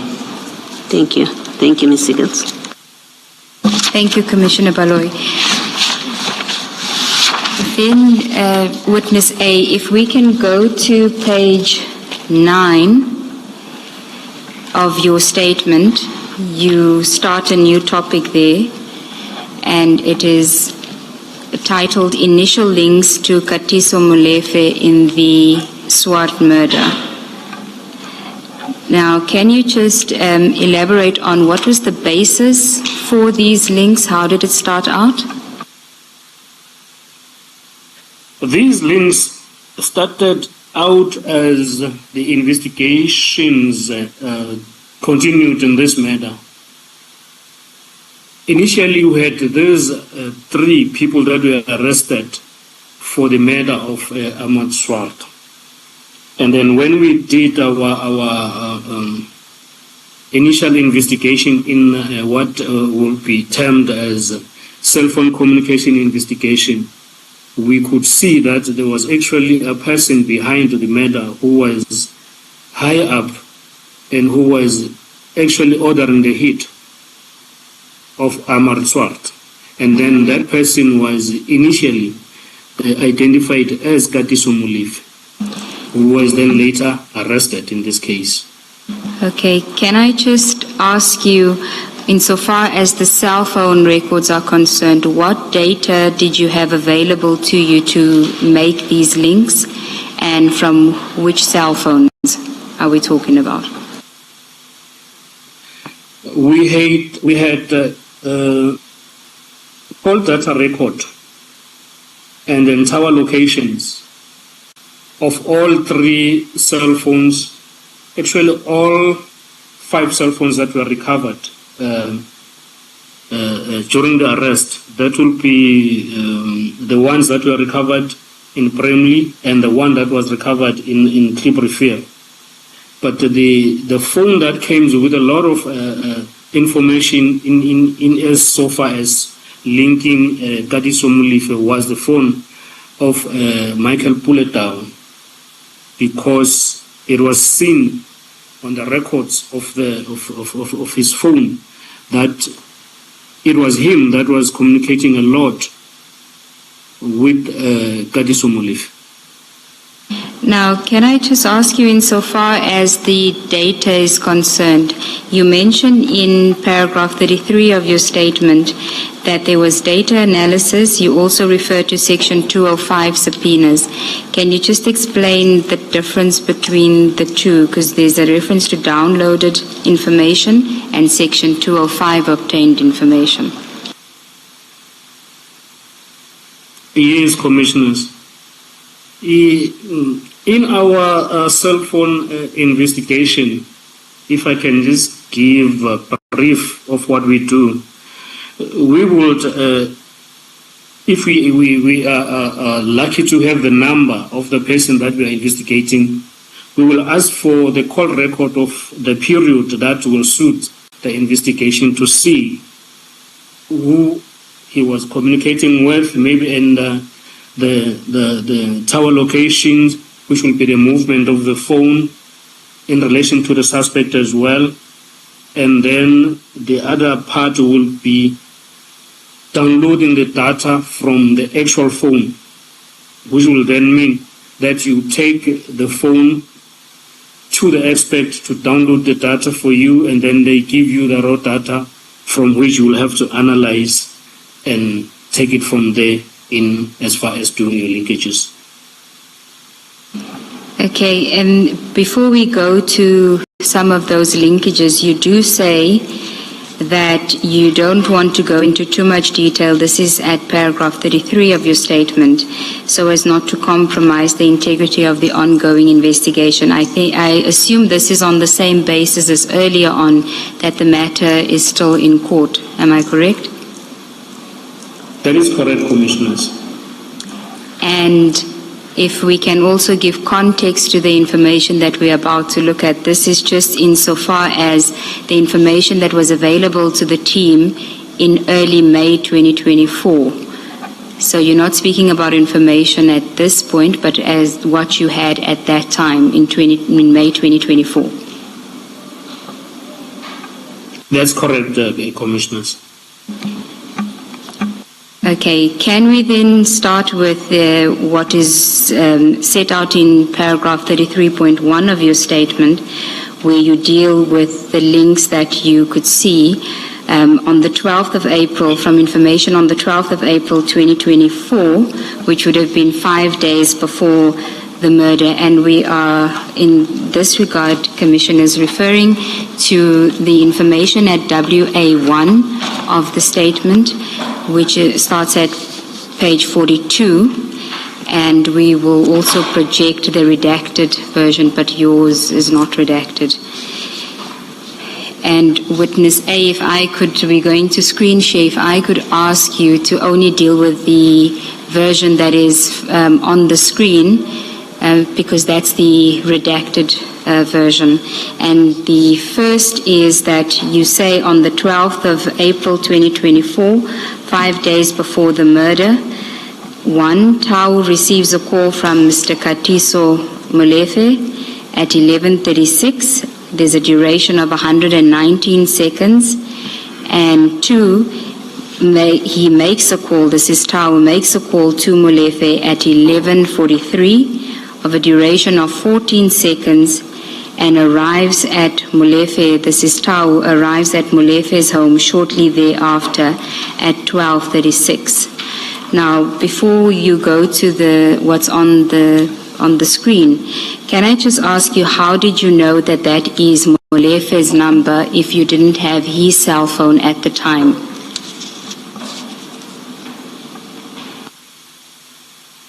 Yes, Commissioner. Before we could start and doing our applications and maybe phone downloads and everything in terms of doing a cell phone communication investigation, we will do our background check, and then which is where we get the information that we will call the intelligent information. So at the background, we already had Katiso Molefe's cell phone number. So you were able to establish that when we're talking about the data on 12 April 2024, that it was sent and received from a Mr. Katiso Molefe based on the number, not just on the name that is saved as Katiso Molefe on the phone. You actually verified that the number is his number. Yes, the number suits the number that we had for our intelligent purposes. Okay, thank you. Can we now proceed? Can we, I'm very sorry, can we take a 5-minute adjournment for something urgent we want to attend to? Let's adjourn.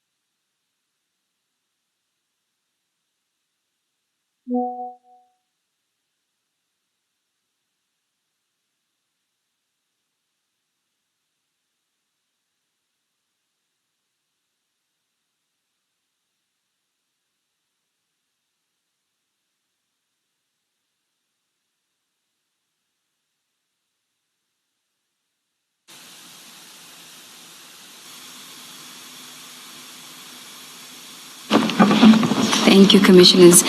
Witness A, are you there?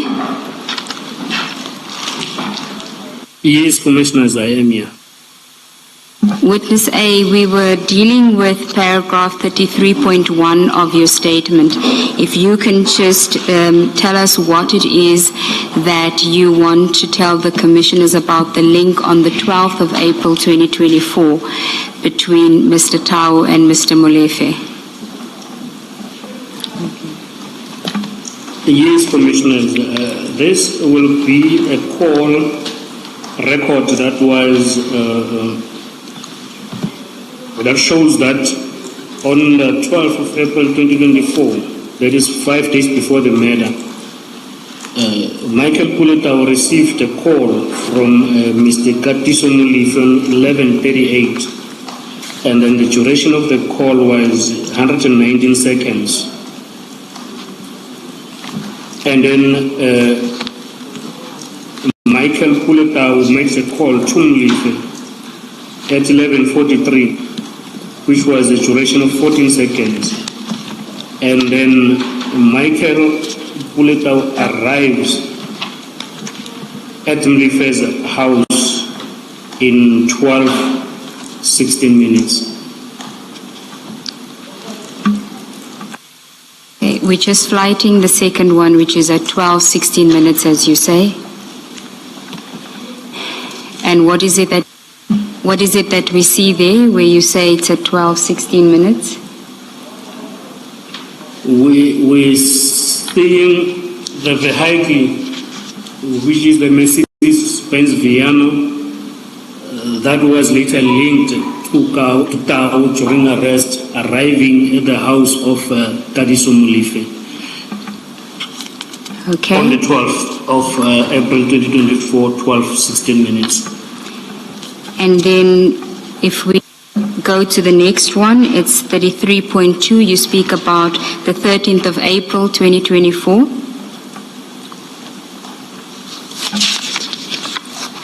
Yes, on this one, the 13th of April 2024, Tau then received a message from Molefe with the name and cell phone number of the person who was identified as an employee for the company called QTech in Vereeniging.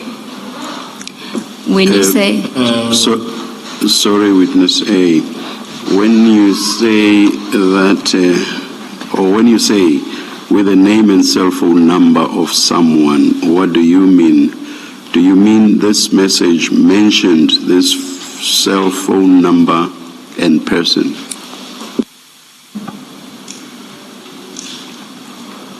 I mean, this message was giving the name and the cell phone number of this person who is identified as an employee at QTech. But now the details of such are not going to be disclosed to the Commission. Commissioners will see that on page 44 of your bundle, which will have the details under text, would have the actual text, but it's redacted for the public. It's redacted for the public, but on page 44 where it says text, 12:59 in the WhatsApp chats, it will have a column that says text, and that will be the text that was actually in the WhatsApp. And what the witness is saying is that the name and cell phone number that's reflected in the block next to text was the text that was actually received from Mr. Tau. From Mr. Molefe to Mr. Tau. Can you have the witness confirm that? Yes. That is what the That witness is had correct. said. I'm just confirming that you can actually see it on your screen, whereas the public cannot.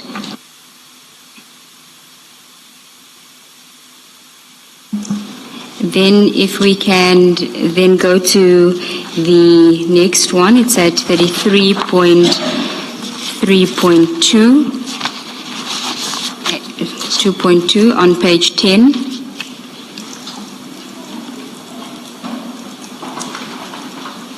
Yes, Commissioner.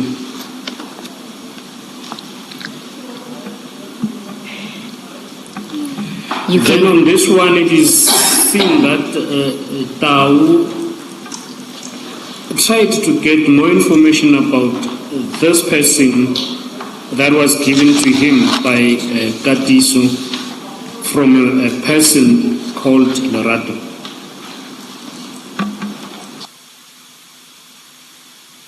do you know who Lorato is? Yes, Lorato was identified and was interviewed, and the statement was obtained from her to confirm what I've just said at paragraph 33.2.2, that she was indeed requested by Tau to identify the person who works for QTech. Okay, and then at 33.2.3,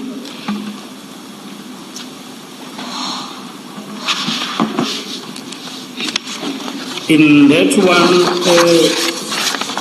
Tau sends a message to Molefe asking, would you please send me that company's name again? So I will assume that at this particular time he just needed confirmation from Kariso Molefe to send him the information of the company or the name of the company again, which is QTech. and then at 33.2.4 you deal with the response to that email. Can you deal with that? The response was that Molefe then did indeed send the name of the company, which is QTech. And can you just on the screen for the record read the date and time of that message?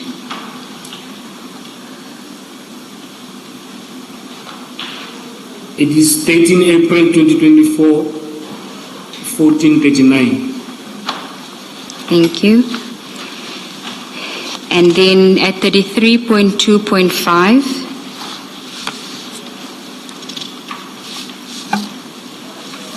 at 33.5,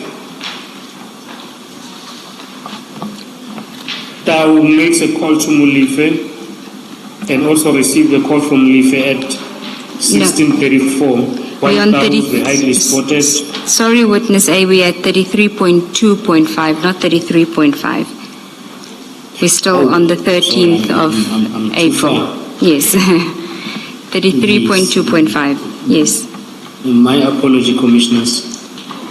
33.2.5. Tau is seen forwarding these photos from the internet of two QTech employees to Molefe with the message, "These must be them."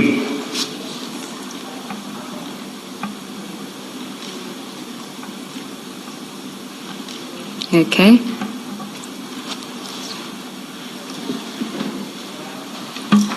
And then if we go to the 14th of April at 33.3. All right, maybe before we do that, if you go back to 33.2.1, witness A, in the second last line, which starts, Molefe appears to have believed. You see that? Yes, I'm on that, Commissioner. Okay. So that first sentence that reads, Molefe appears to have believed that this person is a whistleblower in respect of the alleged fraud and corruption related to a Transnet contract. When you say this, where does this appear from? remember we're discussing the WhatsApp message, and then you say it appears to have believed that the person was a whistleblower. Where does this appear from? In the WhatsApp message or other material? I think this talks to the information that we had as we moved on with the investigation. The appear means that he was of the belief that the person that he was sending to Tau was a whistleblower. Yes. Because now we had knowledge as we moved with investigation that actually this person was not a whistleblower. Yes. And then the second part of that paragraph, you say the contractor alleged to be committing the fraud is a company, and you give the name of the company there, you say SK Group. This is the first time it is mentioned, and I'm not sure whether you discuss further in your statement. You're going to talk more about this group, but it's not in the WhatsApp message unless I've missed it. So I'm trying to understand where this comes from, this information. You are correct, Commissioner. It is not. This is now from our investigation, and I do agree that we actually needed to have given a little background of this SA group. Yes. But as it has been declared before, that more of the information will be a touch and go, because it talks to the investigation that is ongoing on this case and maybe on the other parallel investigation on this case. Maybe for purposes of this exercise of this commission, I will just mention to the commission that this SK group was a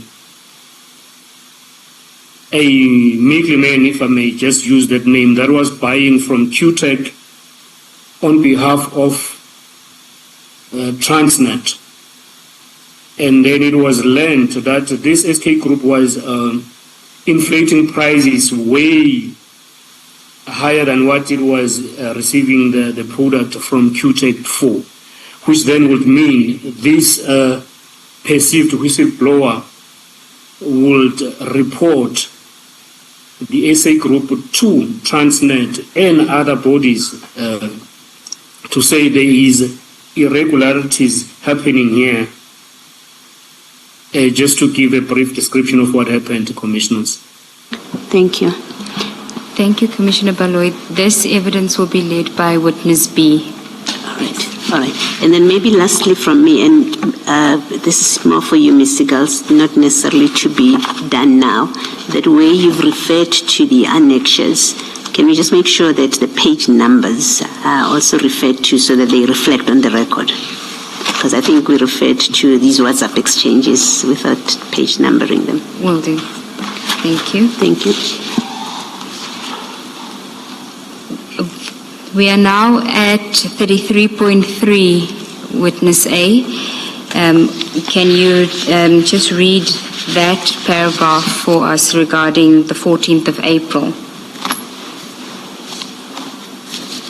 33.3. Yes.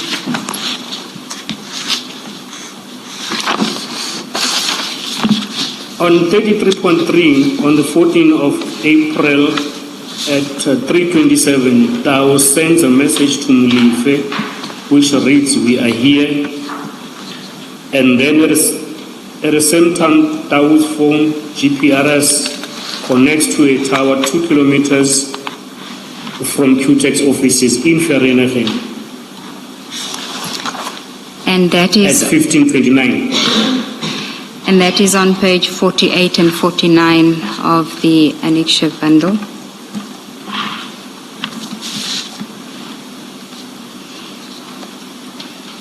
And then if you can go to 33.4.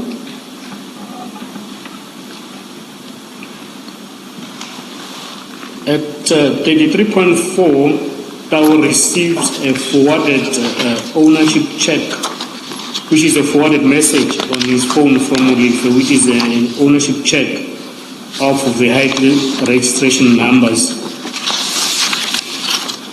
And for that, it's page 50, 51, page 50 and 51 of the annexure bundle. So if I can understand what you're saying is that Mr. Tau is receiving from Mr. Molefe forwarded ownership checks for 3 registration numbers. Were you able to confirm what those vehicle registration numbers relate to? Are they in any way related to anyone at QTech? No, they were not connected to anyone at QTech. Okay. Continue at 33.5. 33.5, that is now on the 16th of April, which will be the day before the matter. And then, can I just jump to 33.51? Yes, you may, and it with the reference to page 52 of the annexure bundle. Yes, Tau makes a call to Molefe, and he also received a call from Molefe at 16:34, while Tau's vehicle is spotted on CCTV footage at QTech offices at 16:39. If I can just understand what you're saying is that at the time that Mr. Tau makes a call to Mr. Molefe at 16:31 and receives a call from Mr. Molefe at 16:34, his vehicle is, his cell phone is spotted to be 2 kilometers within the towers that's close to QTech, within 2 kilometers of a tower that's close to QTech. Yes, but for the purposes of this paragraph, it is actually his physical motor vehicle on the CCTV footage that was retrieved from QTech. So it's the footage at 16:39 on the 16th of April. That is correct, Commissioners. Continue. And we are now on page 11 at 33.5.2. At 33.5.2 at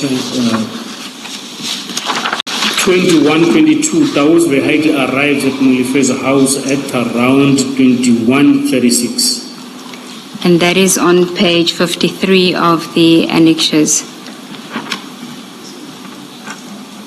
And you say that the Viano arrives at Mr. Molefe's house at 21:22 on the evening before the murder. Yes. Okay. And then it left there at 21:36. Okay. And then if we can go to 33.6 and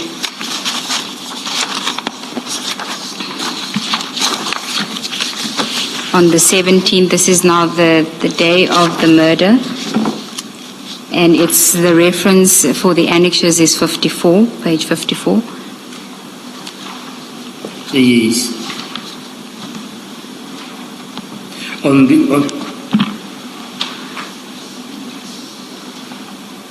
Yes. Yes, Commissioners, can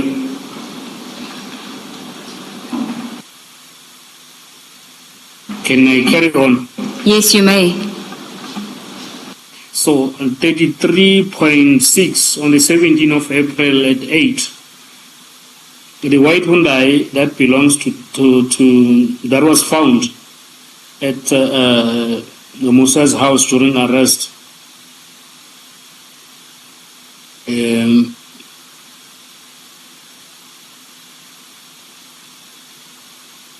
You may read it, Witness A. The whole paragraph. Yes. It says on 17 April 2024 at 8:04, the white I-20 arrives at Kekana's house in Q at 8:12. Cell phone activity resumes at 8:17. And then at around that time, Tau sends a message to Molefe saying, "Morning Aputi, Rishab," which was then translated to say, "Morning, brother, we are okay." This inference I draw the inference that from the timing of the message and the fact that there was no message that preceded it, it was him telling him that they went good in Vereeniging and they are not arrested and they are back. So he was just giving Molefe information that wherever they are okay, for him not to worry. And if we can just place the timing in context, the murder of Mr. Amanswart occurred at just after 7 in Vereeniging. And this is now at 8:17, an hour and some minutes later, but they are back in Johannesburg. This is happening in Johannesburg, this conversation, or the WhatsApp is being sent when Mr. Tau is in Johannesburg. That is correct. Also, what we understood about this was that when they arrived at Musa's house in the morning, they switched their personal phones off and they left, which could then mean that their phones were left at Q. And then they went to Vereeniging and committed the crime and then came back, and that was only when their phone came back on again. And then maybe they were doing this so that they cannot be connected to a crime scene by their personal phones, which is why they were using the 2 burner phones that I spoke about earlier on. Because with them, there is information that we have that puts both of the phones in the vicinity of Vereeniging during the commission of crime. And there's also information that tells us they were communicating between themselves, these 2 burner phones. And what about the Viano? You've spoken about the I-20, and we know from your earlier evidence that the Viano was at Mr. Kekana's house, was parked at Mr. Kekana's house. Yes, Commissioners. Can I address paragraph 34 in that regard? You may. Before you do that, in 34.4, and what I'm going to ask applies to the other messages. In 34.4, you say on 33.4, I beg your pardon, 33.4. You say on 15 April 2024, Tau received a forwarded ownership check for vehicle's registration number, and that document is at page 50 and 51. Page 50 and 51. Yes, it's at page 50 and 51. Now, in the body of those documents, where do we see that this was from Mr. Molefe or from Mr. Puliano at the top? You say receives a forwarded ownership check at 51 for that vehicle from Katiso Molefe, but what is it in the body that tells us that, or that indeed confirms you that all these exchanges were in the way that you describe it? It was from Molefe to Tau and so on. And I think it's a question that I think should be clarified also. Ms. Sigals, you may want to do it when we come back from lunch, but I think your WhatsApp messages needs to show us that indeed what is in the caption at the top is confirmed by the body of the WhatsApp. Commissioner Baloyi, do you want the witness to... He can for now deal with the specific question that I've asked, and then the rest I leave to you to decide when you're going to address it.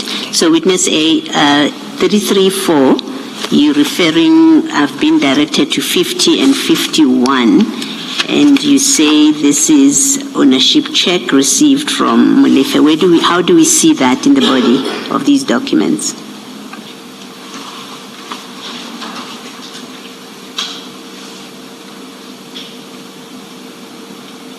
Where do we see that this is from Mr. Molefe being sent to Mr. Dawi, and it may well be a reference to their telephone numbers. I don't know how you identify them.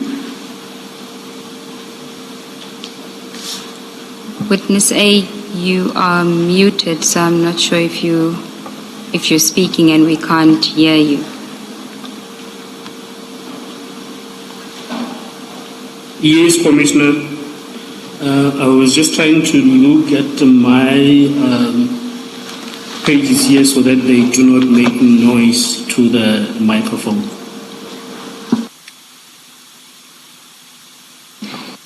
Did you hear the question? The question is, when you look at page 50, for example, and there's a reference that there was a forwarded message from Mr. Molefe to Mr. Tau, how do we see that is indeed the case from the message, the information on the message itself? Oh, yes. We get it from the downloads of the phone of Tau, and then when you read it, it will tell you if the message was, it will tell you of the nature of the message. It will show you that the message is from this source, but it came to him as a forwarded message in WhatsApp. And can you just direct the commissioners to where on that page 50 we would see that? I can see it, but we want you to identify it for us. Yes, if you look at the same page, at the top it is written text, and you go down there, it tells you the status of the message. Then it shows that forwarded, which will then mean that the nature of the message, it came from the source, but it was forwarded to them. So it is written there as forwarded. Okay. And should I go ahead? yes. All right. There's witness A, looking at that same shot, there's a number, yes. WhatsApp ID number. There's the first WhatsApp ID number. It's an 083 number. And then there's a second one, WhatsApp ID number. It's an 072 number. Are those numbers helpful to explain this forwarding or sending, who sends who? Yes, the 083 will be the number of Mr. Molefe, Okay. and the 072 will be the number of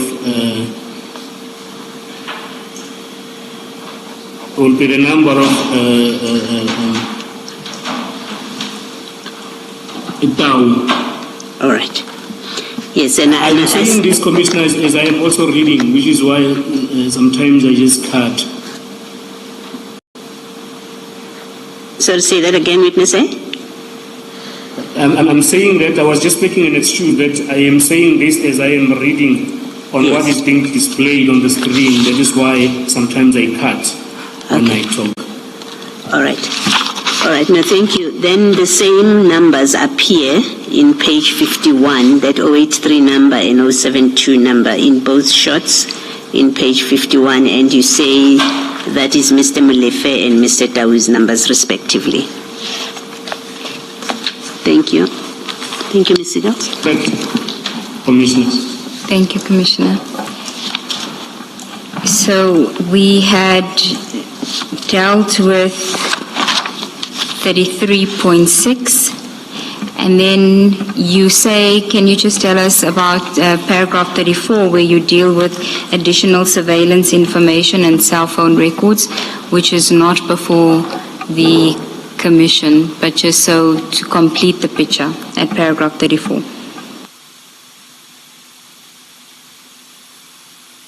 Yes, paragraph 34.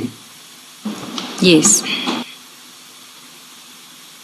And then in addition, the surveillance information before and on the day of the murder revealed that Taus Viano was at and near the office park where Swart was murdered, and it appears that whoever was driving the vehicle was scouting the place.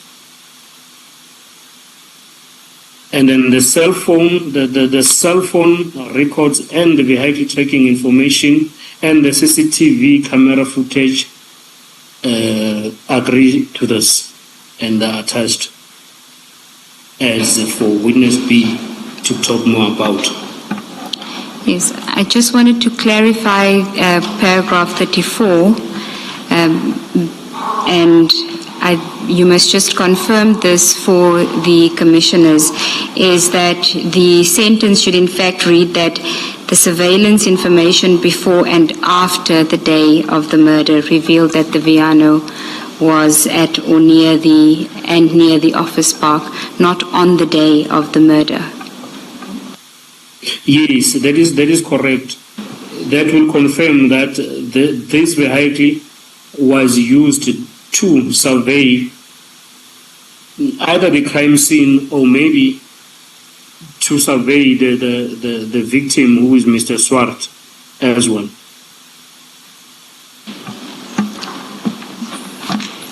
Thank you, Witness A. And then if you could... Before you move on, you say the surveillance information before and after the day, and then you refer us to WA1. Can we look at that WA1 and see where does it convey what you say in that paragraph 34? Yes, Commissioner, I just indicated now that information about the Viano itself is not before the Commission. The WA1 refers to everything that has been dealt with under 33 and 34. But the Viano information, unfortunately, is not before us. To demonstrate that the Viano was there before, was at the scene before the murder. That information is not before the Commission. Okay, so WA1 correctly speaks to the 12th of April. It speaks to the 12th, the 13th, all of the dates, but in relation to the I-20 and the Mercedes-Benz C200, not the Viano. Okay, thank you. Maybe this is for the witness and not you then, Ms. Siggles. What do we make of the shots on page 52 of our bundle? Yes. With specific reference to the date of 16 April 2024. Let me just see.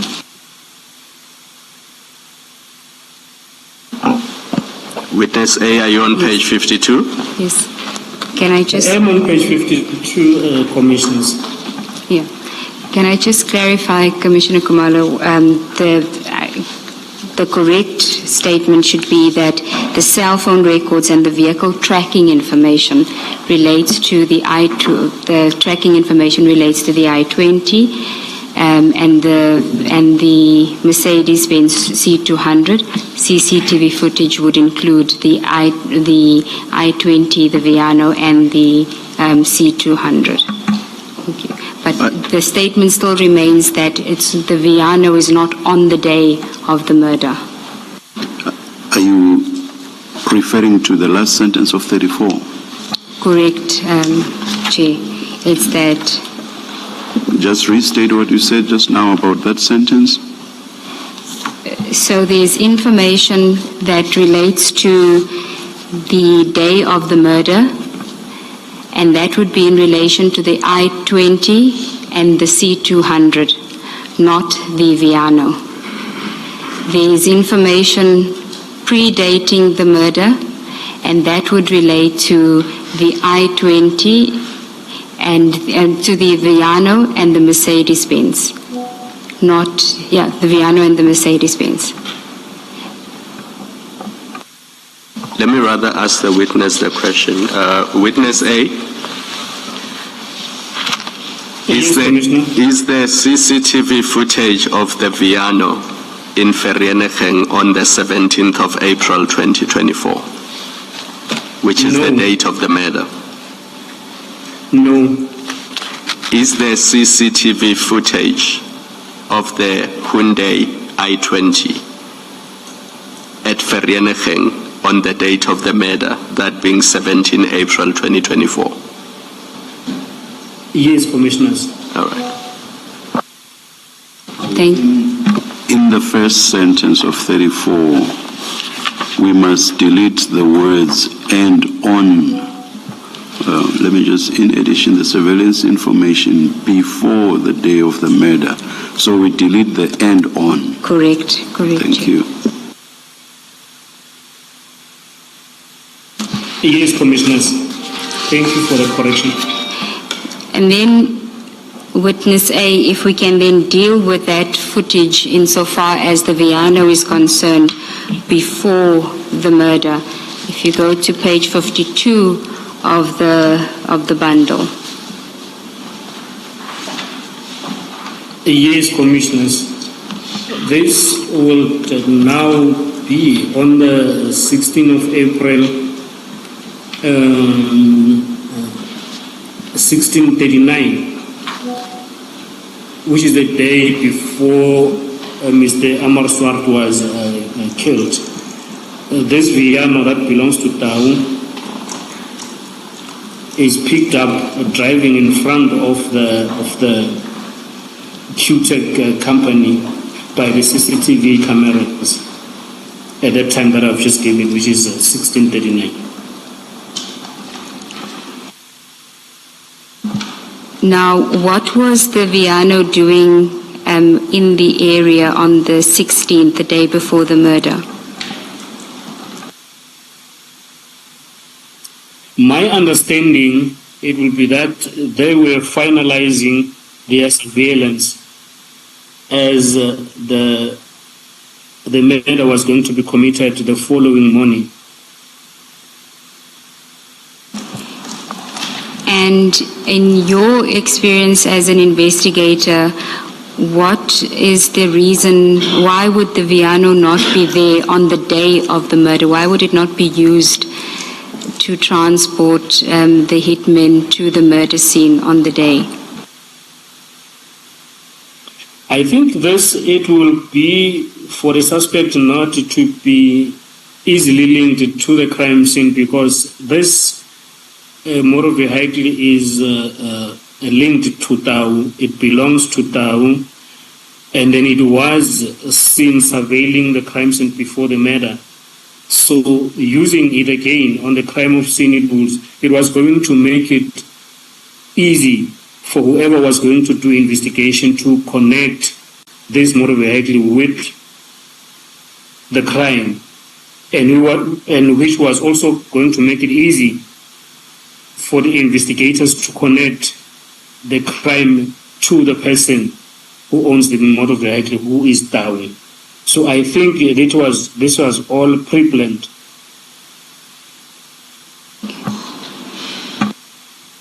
In that page 52, Witness A, and going back to the paragraph in your statement, you use at 33.5.1, you say at 1631, Tau makes a call to Molefe and receives a call from Molefe at 1634, while Tau's vehicle is spotted on CCTV footage at QTech offices at 1639. And then you go to page 32. At the bottom of that picture that you've just spoken to, 52. Yes, at 52, you've got those headings, makes a call to 083, and then in brackets you say Molefe, and then receives a call. Where in these two documents, 1631 and 1634, do we see that the call is, in the first one, is from Tau to Molefe? Can you just talk us through that grid? But also, if you're able to, where he is in fact at the time of the call, of the two calls.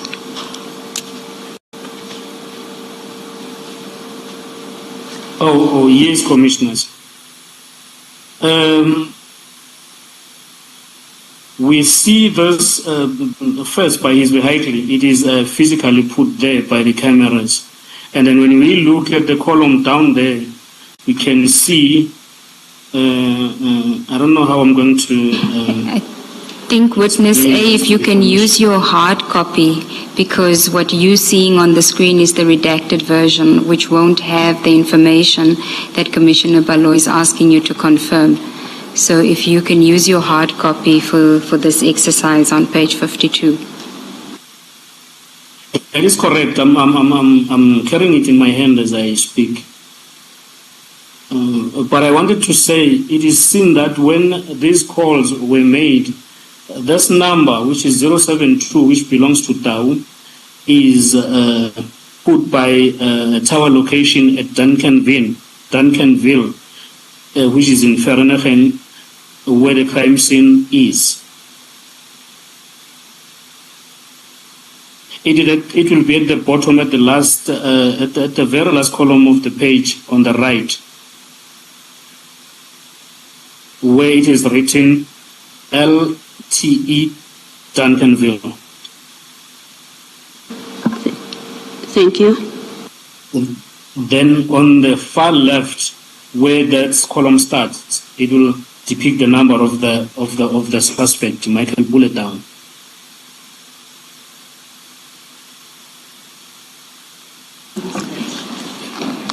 Thank you, Witness A. Thank you, Commissioners. And then at paragraph 35, without reading out the name of Witness B, can you just read paragraph 35 into the record? Yes, it reads that Witness B will testify in detail to the links that were discovered after Mlife's arrest, which is now on the 6th of December 2024. The reason I deal with these links is to complete the timeline and deal with the type of information that was available to the team, although not all can be revealed in public. I will deal later with the links related to the murder of Opa, John Sifuka, and two other persons that he was with, which will then be known as Walter Mkhwanazi and Sandile Mkhwanazi. Thank you, Witness A. If we can then go to page 12 of your statement, and here you now deal with uncomfortable incidents and the first signs of possible interference. And we are now at paragraph 36. If you can just tell the Commission about that incident. Yes, in this paragraph, I'm going to deal with the first signs of discomfort that we're now confirming what we saw when we went for the first appearance in Vereeniging. Then we could see that it was spread it was not only based in the police station where I was working, but it was spread right across the province, if I may say that, up until the senior officers of SAPS.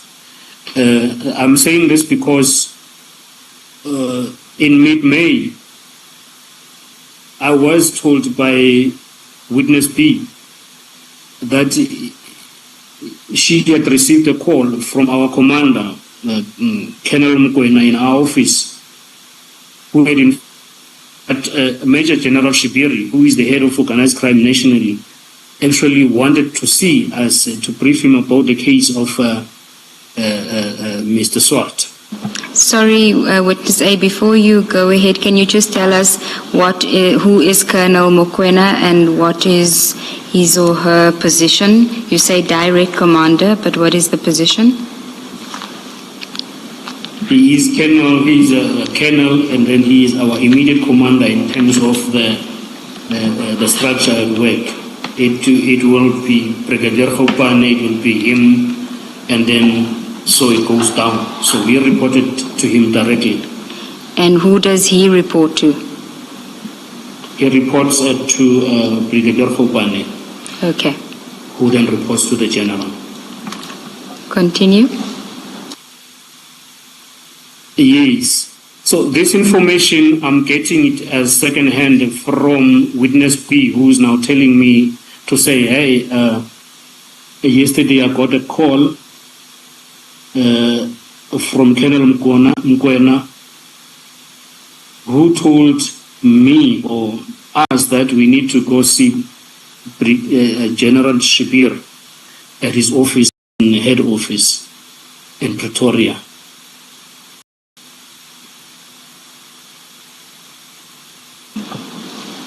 And then further than that, witness says, actually, it seems like when Colonel Mkhwanazi was calling her, he was together with General Shibir at one place. Because as Colonel Mkhwanazi was talking to witness B, he then gave the phone over to General Shibir to talk or to speak to witness B and relay that message that he had already passed through Colonel Mkhwanazi. And then in paragraph 37, you deal with witness B's response to General Shibiri. Can you tell us about that? Witness B tells me now to say, in that brief call, General Shibiri asked her a certain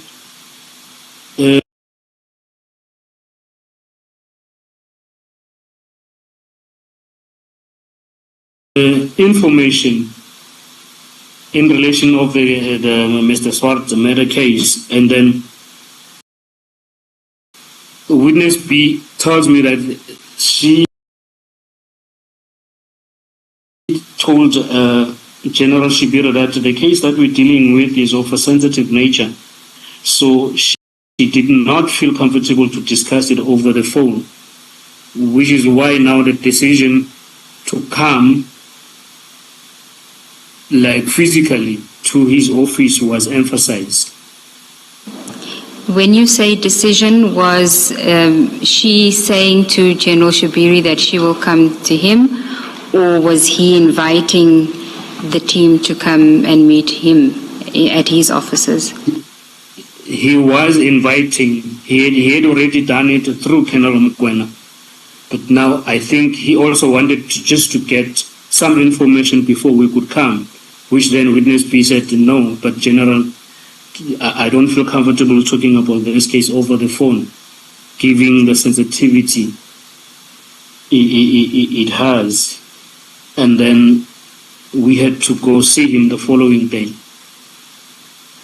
Okay, and in paragraph 38, you then deal with the meeting. Can you take us through it?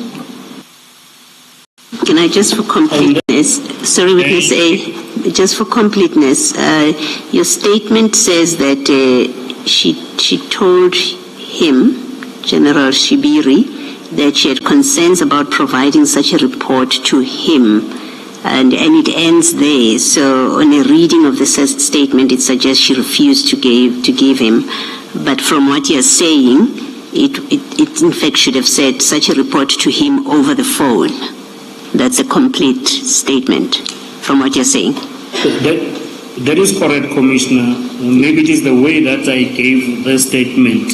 She didn't actually refuse, but she suggested that it can be given to him verbally, not over the phone. Thank you. Thanks, Mr. Thank you, Commissioner Baloy. At paragraph 38, you deal with the meeting? Yes, at paragraph 38, it was the day that we were supposed to go and meet with the general at his office.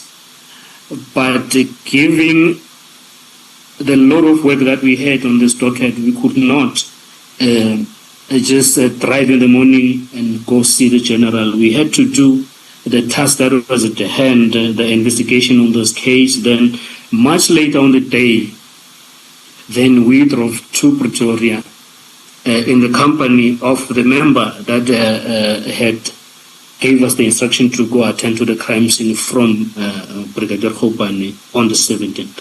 So it was 3 of us going to see General Shibiri in his office at Pretoria.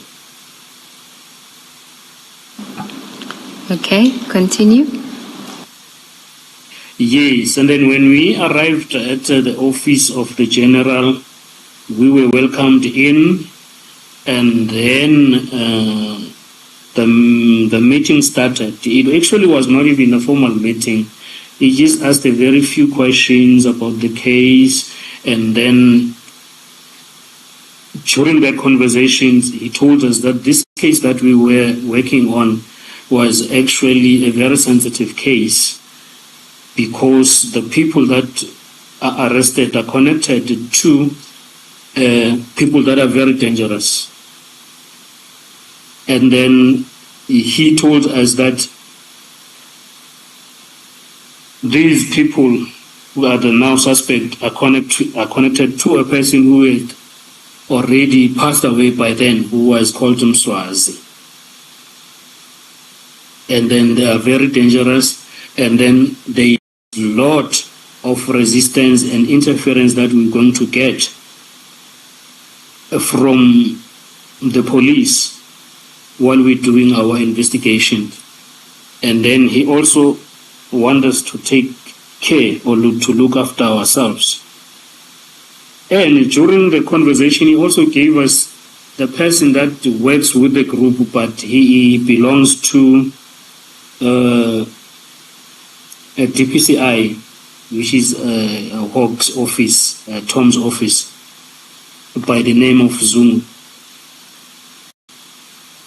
We didn't know that person before we came to this office, but we were told about him to say he works with this group. We might encounter interference from him and other people that maybe we're not told about there. Witness A, can I just take you back to your statement? You've skipped some information. At paragraph 39, after the general tells you, you say after he told you about the very dangerous person called Mkhwanazi, can you just continue from there? Oh yes, then he told us that as the suspect we are applying for bail, he told us that he asked that what was the status and everything, and then we told him obviously that we were opposing bail. And then he said there were envelopes that were on offer. He termed it as there were 3 envelopes flying around that were on offer for the suspects to get bail. He said 1 envelope will be for the investigating officers, the other one will be for the magistrate, the last one will be for the prosecutor. And then by envelopes, we understood him to mean money, even though he didn't say money, but he said there is 3 envelopes flying around to make sure that these people get paid. Now, witness A, when you say General Shibiri, when General Mkhwanazi testified, he spoke to a senior person who informed the investigators that there were 3 envelopes. Was he referring to, do you know if he was referring to General Shibiri? Yes, my understanding is that he was referring to General Shibiri because in this investigation, when you take the mentioning of 3 envelopes, it only appeared in the meeting that we had with General Shibiri. And by the way, we reported it to our commanders as well. Thank you. Can I just ask a follow-up question, Witness A? The mention of 3 envelopes, A, was it made in your presence, and B, what was your reaction to it when it was made, the mention of the 3 envelopes? It was made in my presence. My first reaction, it was just shock. And then it wasn't that I was expecting to be told now, because I was here sitting with the senior officer who was now needed to give me guidance to say what to do with those 3 envelopes, because obviously they were coming our way. I expected the general to say, if this envelope come, do this about them. Or this is the action that has already been taken to avert that thing happening, so that the envelopes don't even get to you. But all that did not happen. To what witness B asked a direct question to the general to say, if it happens that the general knows about these envelopes and he knows that they are flying around and one of them is coming to his members, and then he also knows that there are people who are doing wrongdoing in terms of Zungu now, because he's already been disciplined. Now, witness B asked the general directly to say, what is being done by that? And then the general said there should be inquiry opened with the aim to register a project for investigation such wrongdoings.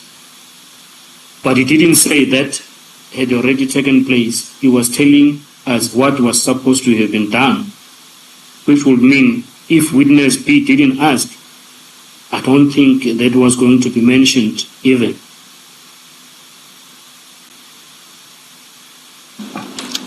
Thank you, Witness A. May I, sir? Do you in paragraph 40, and you've already mentioned in your evidence the reference to Zungu, do you know if General Shibiri has done anything or taken steps relating to this Zungu police officer? No, Commissioners, we did actually not do a follow-up on that. We don't know if anything was done to Zungu. Neither did we ever identify who this Zungu person is. Thank you. Thanks, Mr. Thank you, Commissioner Baloyi. Witness A, just to go back to the reference to 3 envelopes by General Shibiri, was it your understanding that he was saying that he knew that there were 3 envelopes available if you were willing to accept it? Or was he saying that he had the envelopes for you? No, what I understood is that he was saying he knew that there is envelopes that were ready, which one of them was meant for the investigating officers. But I don't know if he had them with him, and I didn't understand it to say he was having them or he was having one envelope with him. I didn't understand it that way. Okay. In paragraph 40, you dealt with Zungu, but your statement starts with another person. Can you read that and then just explain whether General Shibiri expanded on that issue? He did not expand it. He just told us that he knows a lawyer that was standing for Mr. Tau.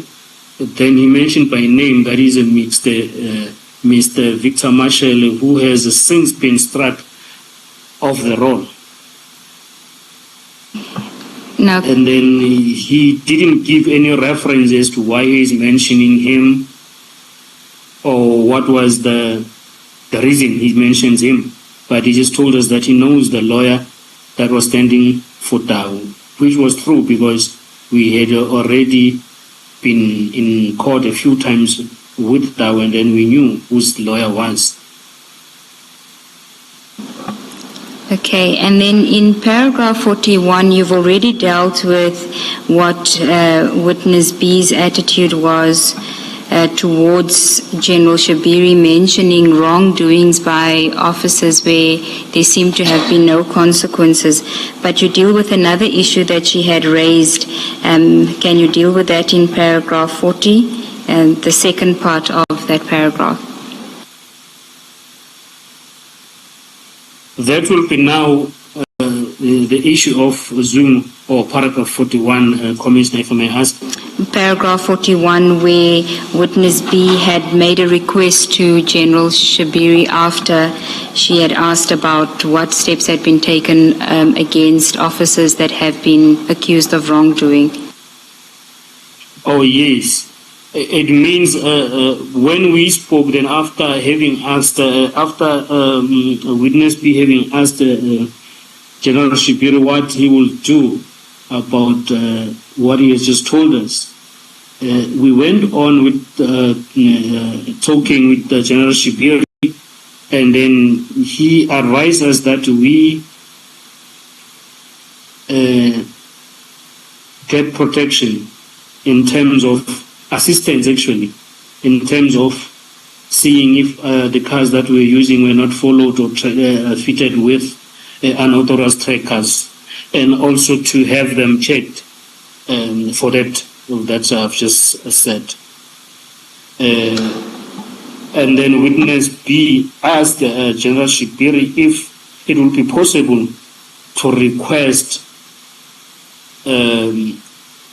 that the ballistic section speed up the ballistics analysis of the firearms, to which General Shabiri agreed.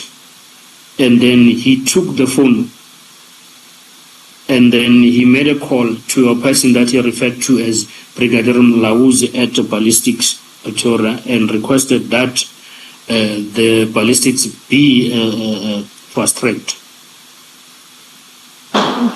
Can I just follow up on that? Was there an issue with the ballistics at that stage? Why would there be a request for it to be expedited? At this time, there was no delay, but we just knew that usually your ballistics will be what delays the investigation in our experience. You will do all your investigation, then you complete it, then it will be the ballistics that is holding back the investigation. So we just was requesting for an assistance from that front. And you have dealt with it, but if I could just ask you to then read paragraph 43 and 44 into the record. Before you do that, let me take you back to paragraph 40. Did your investigations ever reveal that Zungu was working with the suspects? No, it did not reveal it, because we actually did not conduct that investigation, because it would need a complete parallel investigation. And at that given time, we had a lot on our hands. We actually were focused with dealing with the case of murder and linking the other suspect who had, that we had already identified as the hit organizer, which is Kadison Leaf. So we didn't really undertake to do that investigation, commissioners. And did General Shabiri ever mention this subject to you again?